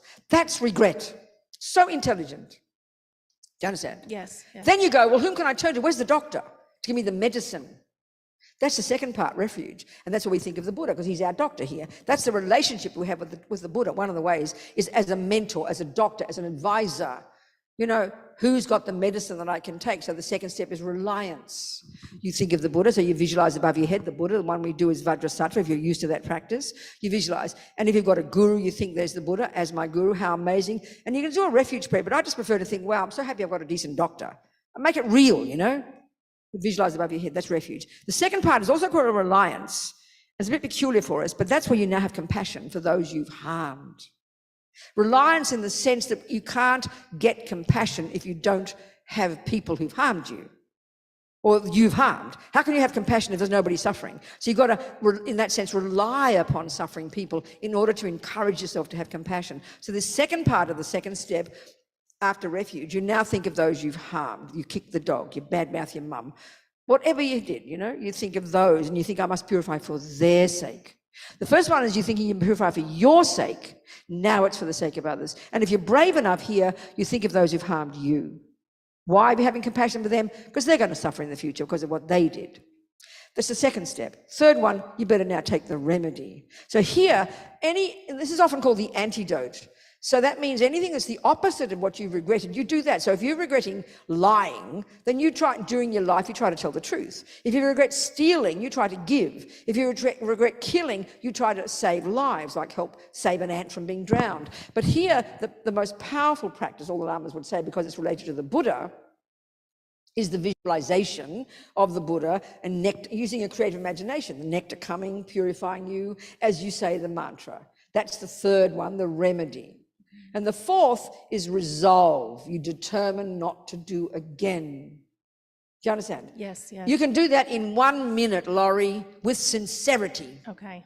Better than reading boring Sanskrit words and ringing a bell and thinking you're being so holy, but not feeling anything. Right. Okay. So I purposely try to do this practice without the words, in my own words. It's a real psychological process and it's logical. So the first step, regret, that purifies the kind of karma called experiences similar to the cause, which is what people do back to you. So if you're regretting, say, let's say, like a good example of your daily life, let's say at work, someone's criticizing you and said you lied. And you're panicking, you know you didn't lie, but you realize it's due to some past lying in a past life that they think you're lying. So when you do your regret in that evening, instead of wishing they'd see the truth and shouting and yelling, you realize you caused it. So then you strongly regret whatever lying you did in the past that is causing this person not to believe you. And don't be surprised they'll start believing you. So that regret purifies the stuff that happens to you. Okay. Because it's very personal. Karma's personal. People kill each other, lie to each other, steal from each other. It's connection, you understand? So regret purifies that happening to you. The second one, reliance and compassion, that purifies environmental karma. The third one purifies the fully ripened result, which is lower realms. The fourth one purifies the habit. So it's very logical, psychological. But if you get it down to the essence like this, it's meaningful, and you can do it in a minute or two, but sincerely, not just mindlessly. Right, okay. Or you can take 4 hours doing it. It's up to you. Do you understand? Yes, I do. But it's sincere, you've got to be sincere and try and hear it psychologically, not religious. Okay. I can't stress this enough. And you're talking to yourself. You're being your own friend. That's how I think of this practice. Okay, I think Do you I understand? can do that. Yes, I do. Does it make sense? Thank you very much. Good. Good. I'm happy. What else, people? Yes, at the back, yes. That was really relevant for me because what I was going to ask you was, I've been 50 years living in a rural area of Ohio where I would say it was very spiritually, it was like a spiritual desert. Yes. I was not introduced to all this and another way of living. And so now I've lived down here for 11 years, and now I've been surrounded by all this wonderful goodness and spirituality and Buddhism. Yes. So I have deep regrets over all the people I have harmed and sentient beings I have harmed for 50 years. Yes. And so I don't want to die with that regret. That's right. However, I feel like I deserve to die with that regret. I understand. And I don't, I know, that's the guilt part, isn't it? And that's the part where the very first step with regret sounds like, oh, I did this and I did that. And then the conclusion is, and I'm a bad person. And that's exactly what you're saying. And that's exactly the one we have to give up. It's just not rational. It's based in ego grasping. It's based in attachment and fear and punishment. We have it very deep in our bones, sweetheart. That's why it's so important to do it in the way I'm saying, really thinking of it as kindness to yourself. You've got to cultivate this view. This regret is like, I mean, as His Holiness said, when somebody asked, what's the difference between regret and guilt? He said, guilt is the first one. Guilt is, you did a bad thing, I did this and I did that, and then we go, and I'm bad, which is how we run to it. But he said, regret is the same. I did do this and I did do that, but Regret is, oh my God, look what I've done to myself. What can I do to fix it? It's incredible. That's really what self-compassion is. So it means owning your bad stuff, but don't exaggerate it, because it doesn't define you. It is not the only part of you. It is so good you have regret, but then you fix it. You don't just stay there. You think, because no karma is set in stone. And how miraculous and marvelous that you're seeing it. But now you can say, what can I do to fix it? So you rely upon the Buddha, you do the practice, and these 4 steps purify karma, all 4 aspects of karma. Do you understand, sweetheart? This is where we, in the West, I think we miss this, we stay stuck, and even when we think, well, for my own sake, that sounds selfish, we think. We've got to have compassion for ourselves first, and this means realizing we harm ourselves, but we can fix it. This is like a real accountability. Guilt, in a way, is like no responsibility. It's like, in a sense, it's kind of giving up. It's kind of hopeless. We've got to take responsibility, and then we can change. There's nothing we cannot change. There's no karma we cannot change. I saw this with friends in prison. I'm sure Andre's the same. That, like, it's a miracle. There they are, murderers and so on. Like, I'm hopeless. I'm going to hell forever. I mean, I can see when I've done the purification, they're on the edge of their seat, so happy. Wow, you mean I'm not innately bad? That's the real one. We're not innately bad. Our nature is pure and clear. So knowing that, you want to purify, you want to clean yourself up, you want to regret every damn thing you've ever done because you don't want it to stay. It's an optimistic view, it's a kind view. And then you can really have compassion for others. If we don't have this first, we cannot really have compassion for others, because compassion for others is based upon the fact that they harm themselves, like we harm us. Do you understand, darling?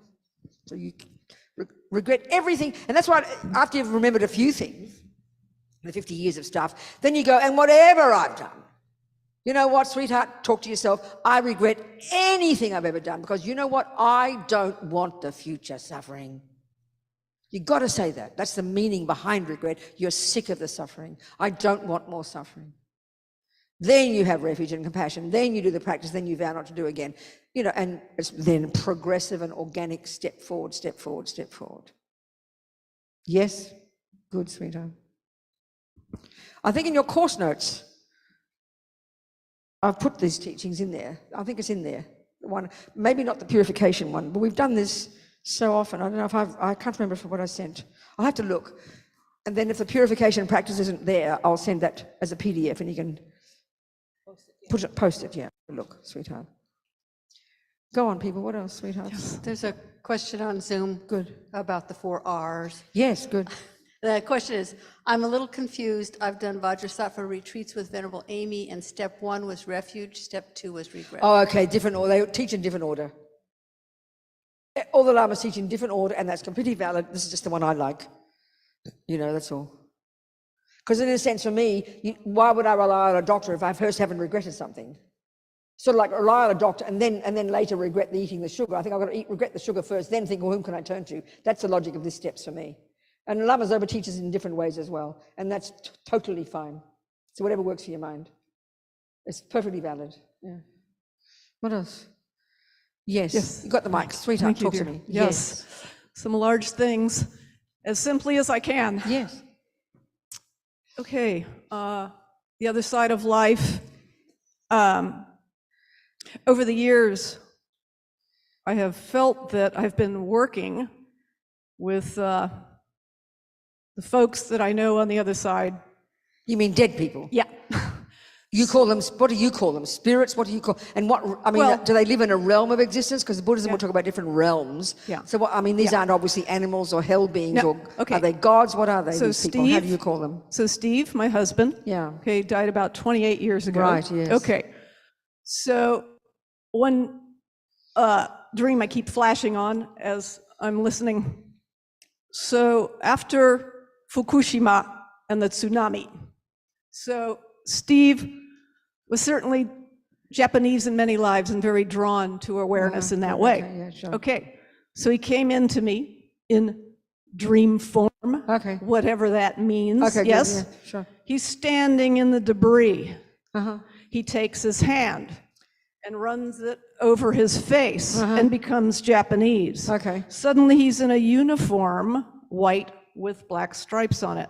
He walks off into the debris field. The next day on the news, I saw an image of a first responder at the site in the same kind of uniform. Sure, right.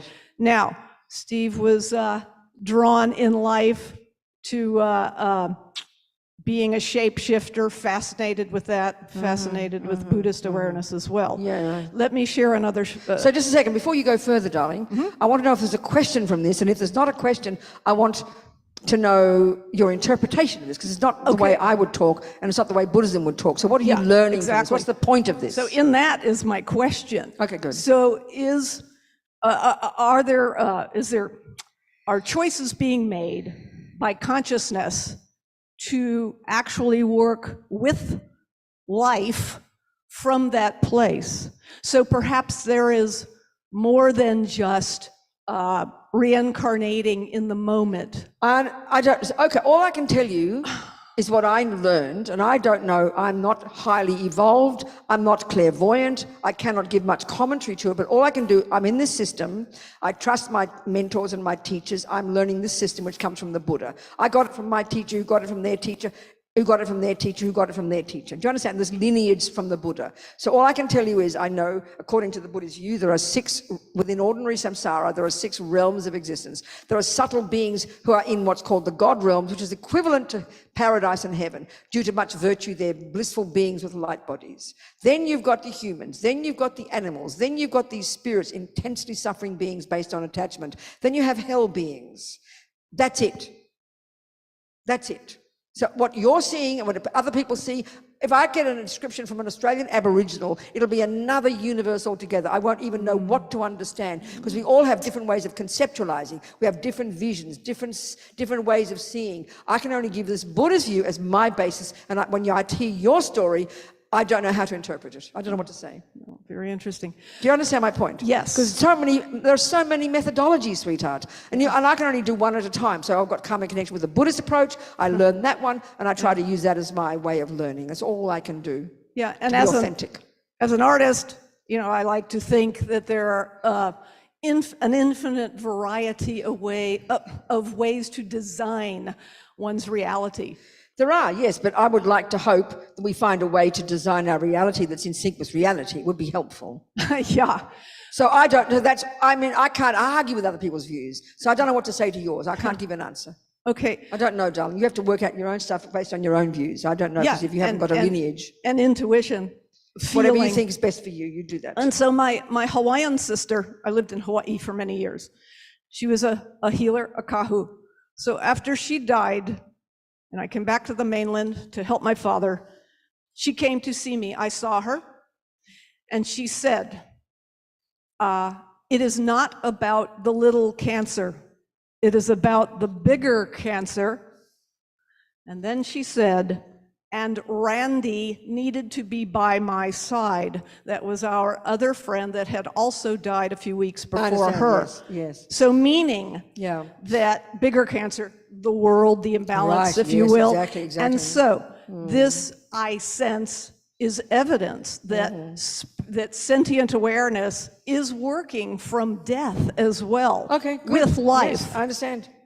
That would be not a contradiction for the Buddhist view, because they're all sentient. All these beings are sentient and having different, the way Buddhism would say, everything due to our past karma, things appear to us in a certain way.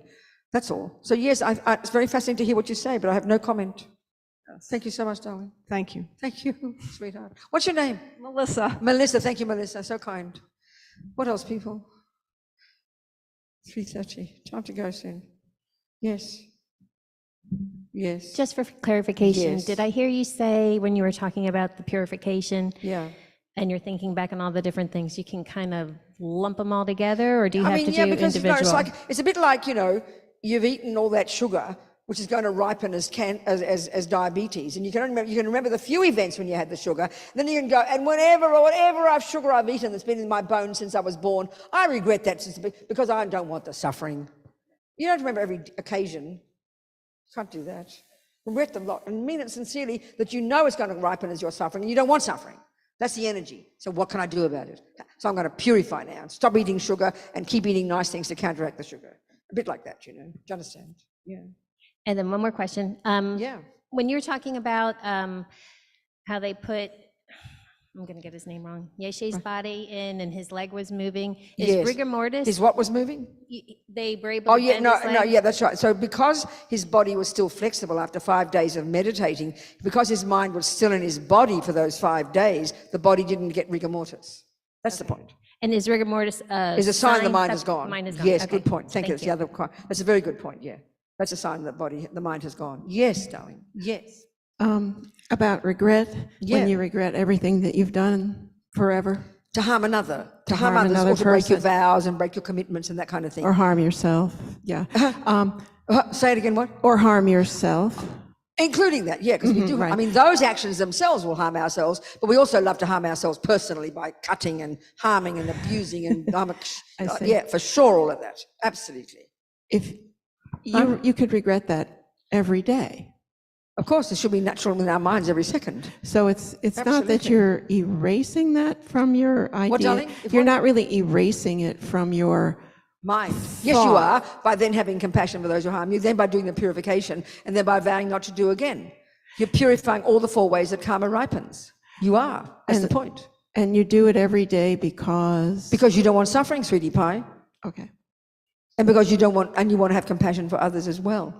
It's programming your mind with powerful new imprints. Oh, I see. That's what you're doing. I see. Thank Do you. you understand? Mm-hmm. Yes. It's sort of like if you're learning to play the piano. Listen, if you're learning to play the piano, you want to become like Bach, right? Don't you? And then you notice you play the wrong note. You go, oh, what a fool, I regret I did that. Why? Because I'm not going to be, it's going to stop me from playing the piano. So you say, you acknowledge you played the wrong note and you regret it because you don't want to keep playing the wrong piano. Then you rely upon Bach's music, you check the music, you forget the compassion one, and then you vow not to do it again. That's how you become a good pianist. Do you understand? Did you hear that? Yes. I think I'm confusing something. I'm thinking Good. I killed someone eons ago. Yes, right. And I regretted it yesterday. I'm going to regret it today. I'm going to regret it Yeah, but you don't just do tomorrow. the regret. You don't just regret eating sugar. You got to finish it by purifying and not eating sugar again. I see that. And then you clean up all the tendencies. There's no karma you can't purify. Okay. Do you see? Do I you think see? I do. I think so.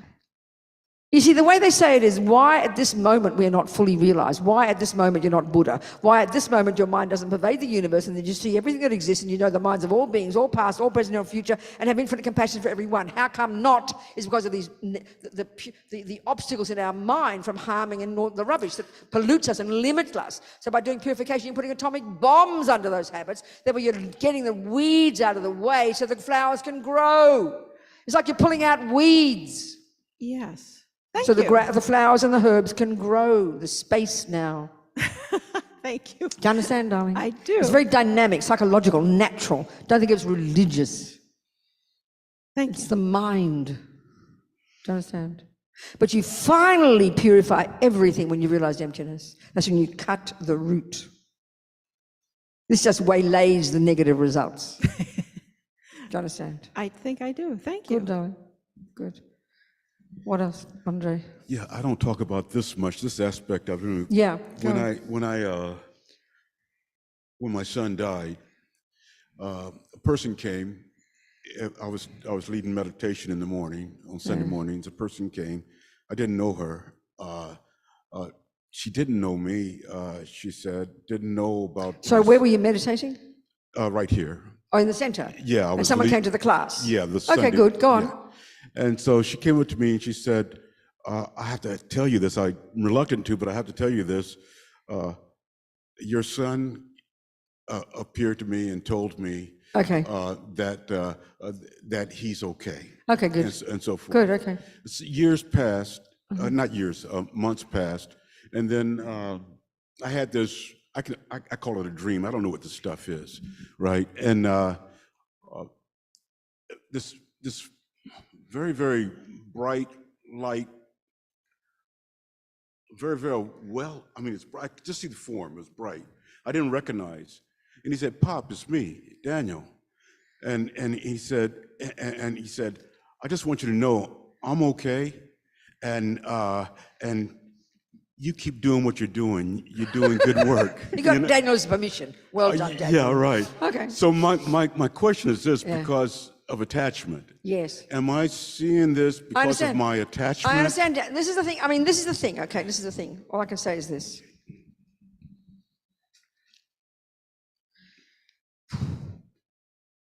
Due to tendencies to think a certain way, things will appear to us in certain ways. So this is a kind of a common story. Listen to Melissa's stories, you know. Listen to anybody talk about thing in their dreams, Carmen stories. Everybody, we have these experiences, and they seem like common, you know, isn't it?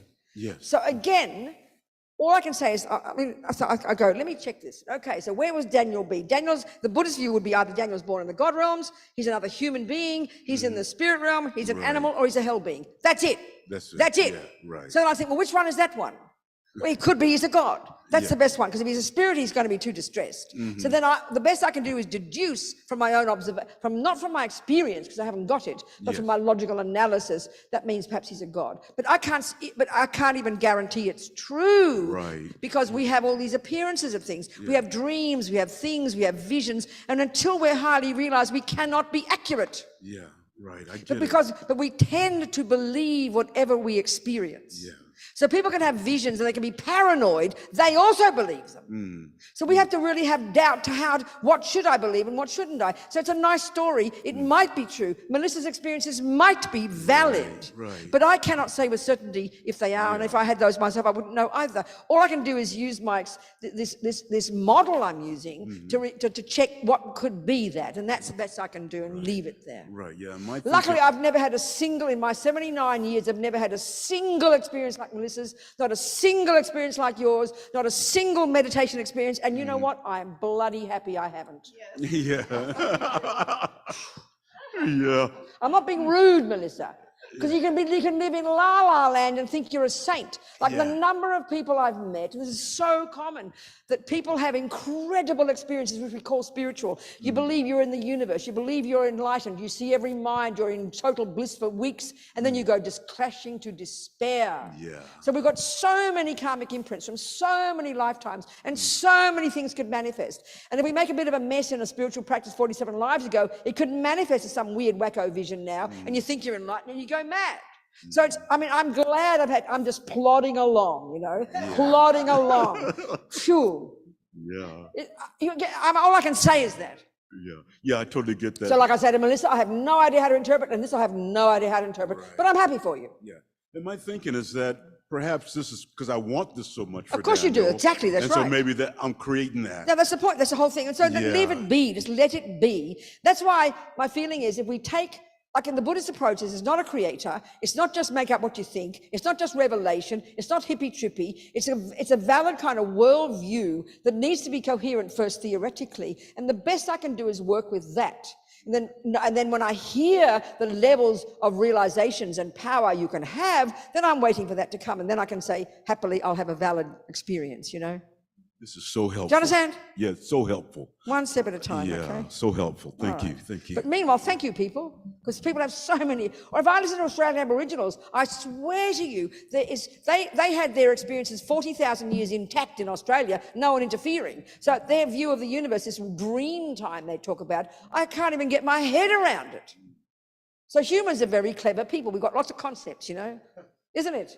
So it's very fascinating. So the bottom line is if it's virtue and goodness and good ethics, steadily just keep doing that. Don't harm others, control your body, control your speech, control your mind, and see where it takes you.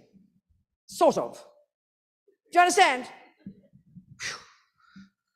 I have the stick. What? I have the stick.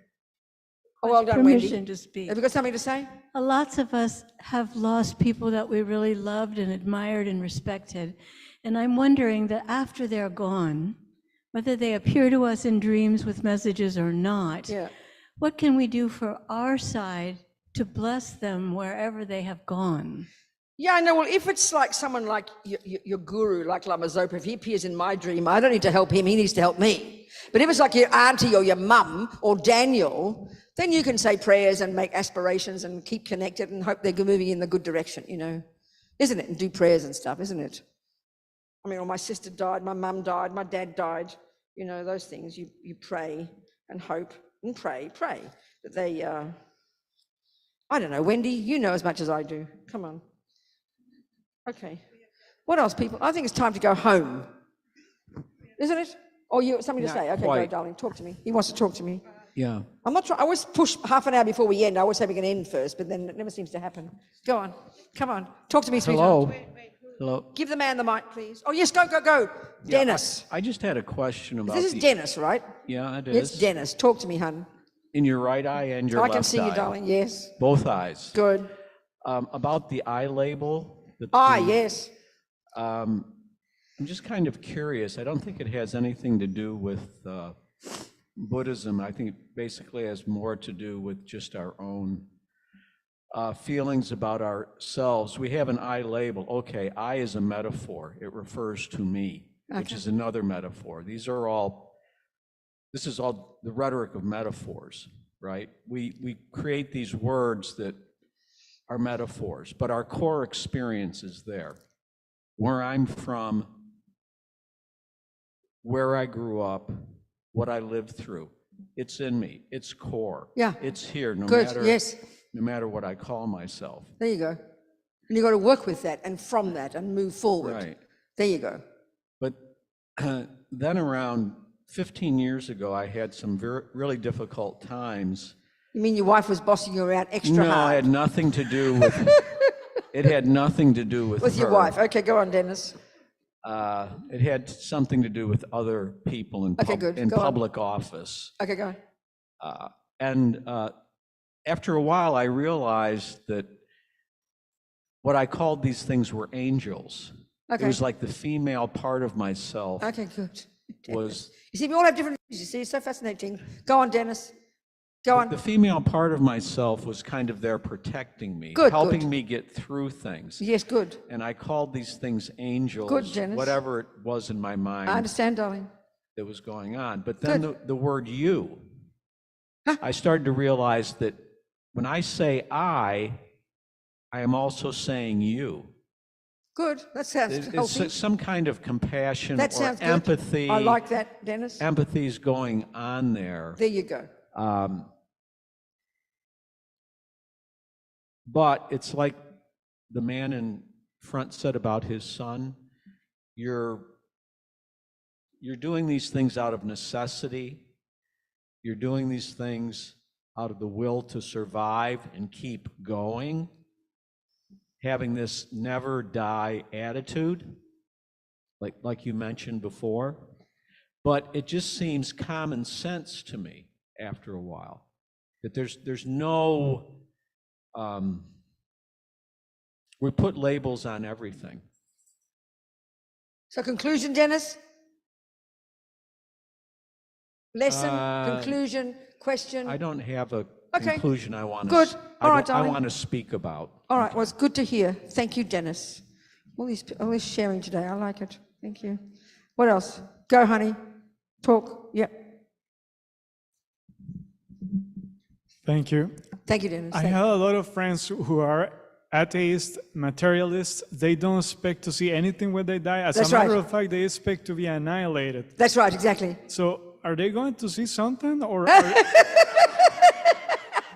Well, first of all, you can say according to your view, but all I can give you is the Buddhist answer, which is my working hypothesis, which is that their consciousnesses are beginningless and endless, and everything that they do and they think and they see and hear and taste and touch and smell, just like your mind, they're programming their mind, and of course they will continue and take a rebirth. That's the Buddhist analysis of the universe. Whether you know it or not, I don't know. All I can do is say that. It's not a question of believing in it, you know. You can believe that 1 + 1 is 3 till the cows come home. It ain't. It's 2. So you can believe if reincarnation, if the Buddha, you see the Buddha, this is why the Buddhist view is there's no creator. Buddha was this dude who went through this system, this genius Indians, and accessed this subtle level of mind and observed the universe, observed the minds. And he says that he has found that delusions are adventitious, they're not at the core of our being. We can rid the mind utterly, we can develop goodness to perfection, we can become a Buddha, our mind can pervade the universe and see reality and have infinite compassion for all sentient beings and then manifest in countless bodies throughout countless universes for the sake of sentient beings. That's the Buddha's deal. And then the methodology to get there is what the Buddhist methodology is. So that's the view. And that's the view I'm buying into. I'm very spacious. Buddha could be wrong, and I'm prepared to find him wrong, so I don't want to shove it down my throat and be fundamentalist, but that's the Buddhist view I've got. That's my working hypothesis. That's the best I can say, and that's the way that informs my answers here, and I can't say more or less. Do you understand? And I mean, my sisters have no interest, I promise you. For 45 years I've been a Buddhist. They've asked me about 2.5 questions, you know. Doesn't matter. I don't care. So we talk about the football and about the weather and about different things, right? That's it. Doesn't matter what, you know, they don't know what to think, and doesn't matter. So that's my working hypothesis. And if they did ask me questions, I'd probably just joke about it because I don't really want to know at all. Anyway, blah, blah. Time to go home. It's time to finish. Unless you've got urgent questions. No more on Zoom? Any more on Zoom? No? Nothing more? We're done? Finished? Cooked? Over? Okay. Well, people, it's been an interesting few days, hasn't it? I mean, whatever we got from it, even as 1%, take what we can, keep moving on our path. As long as we have the fundamentals, which I think has to be universal, of good ethics, don't kill, don't steal, don't harm, don't badmouth, and that helps you, that produces a nice person, and then it opens you up to others and you realize you're in the same boat, and then we do what we can to help others. Then we see where it takes us. That's it. One step at a time, please. One step at a time, and have confidence in ourselves and our marvelous potential. So may the supreme joy, may this amazing aspiration to help others, which is what the meaning of the Sanskrit word bodhicitta, that hasn't arisen in the minds of others, may it arise and may it grow, and may that which has arisen in the minds never diminish, but increase more and more and more. That's it. That'll do. Enough. And Lama Zopa's prayer to swift return. We'll say this one. No, forget that. We'll do the Lama Zopa's return prayer first. Then we'll do the short mandala. Sorry, people, a bit early. Let's just do the one from His Holiness. So, peerless teacher and assembly of the children of the victorious ones, Shravakas and Pratyeka Buddhas, which are different kind of realization people, you know. Victorious Losang, Tsongkhapa, father and sons, along with the lineage masters, all the objects of refuge of infinite lands, please bestow the virtue and goodness of accomplishing this prayer here and now. Holding and spreading the Muni's precious and complete teachings through explanation and practice, you wore the armor of patience that is never discouraged. Incomparable, venerable Guru, to you I make request. While striving single-pointedly for the sake of the victorious one's teachings, the sole gateway through which all benefit and happiness emerge, and from other living beings, you suddenly departed to peace. What a great loss. I think it's to say such a great loss. I'll have to tell the editors. Nevertheless, through the undeceiving truth of the blessings of the ocean of the three jewels and the great waves of bodhicitta, of the children of the victorious ones, may the smile of a reincarnation swiftly beam in glory for fortunate disciples. Okay. Come back soon, Lama Zopa. We want you. Okay, come on. Now do the mandala. Do the mandala now, not this other one. You don't want this other one. That's it, yeah. You going to sing it? Sing it. Say it. I can't see it, so sing it. Sajipuki jukshin metog tram rirabling ni gen padi sangye jingdu mikte uwai Drokunam Dakshingla Chuparsho.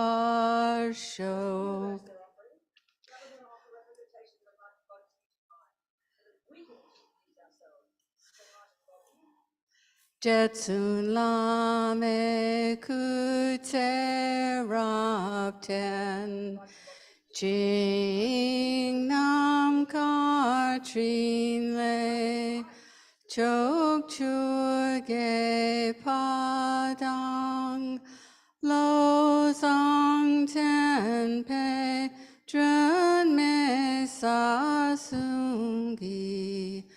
Drowe Mun Sel Tak Ne Gyur Chig. And now imagine Buddha happily accepting our offering of this marvelous offerings. Idam Guru Ratna Mandala Kam Niryatayami. Okay. That's it, people. We're done. Thank you, darling. And then, okay.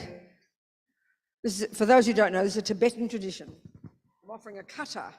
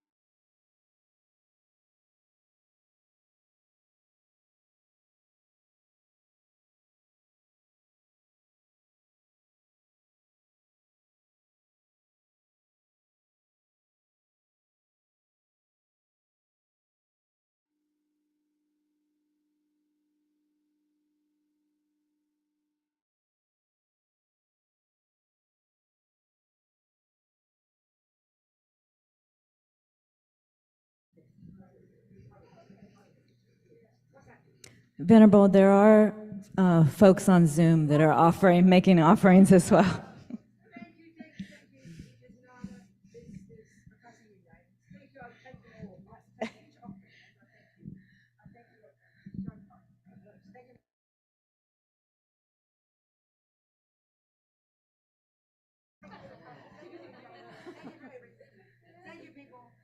Thank you.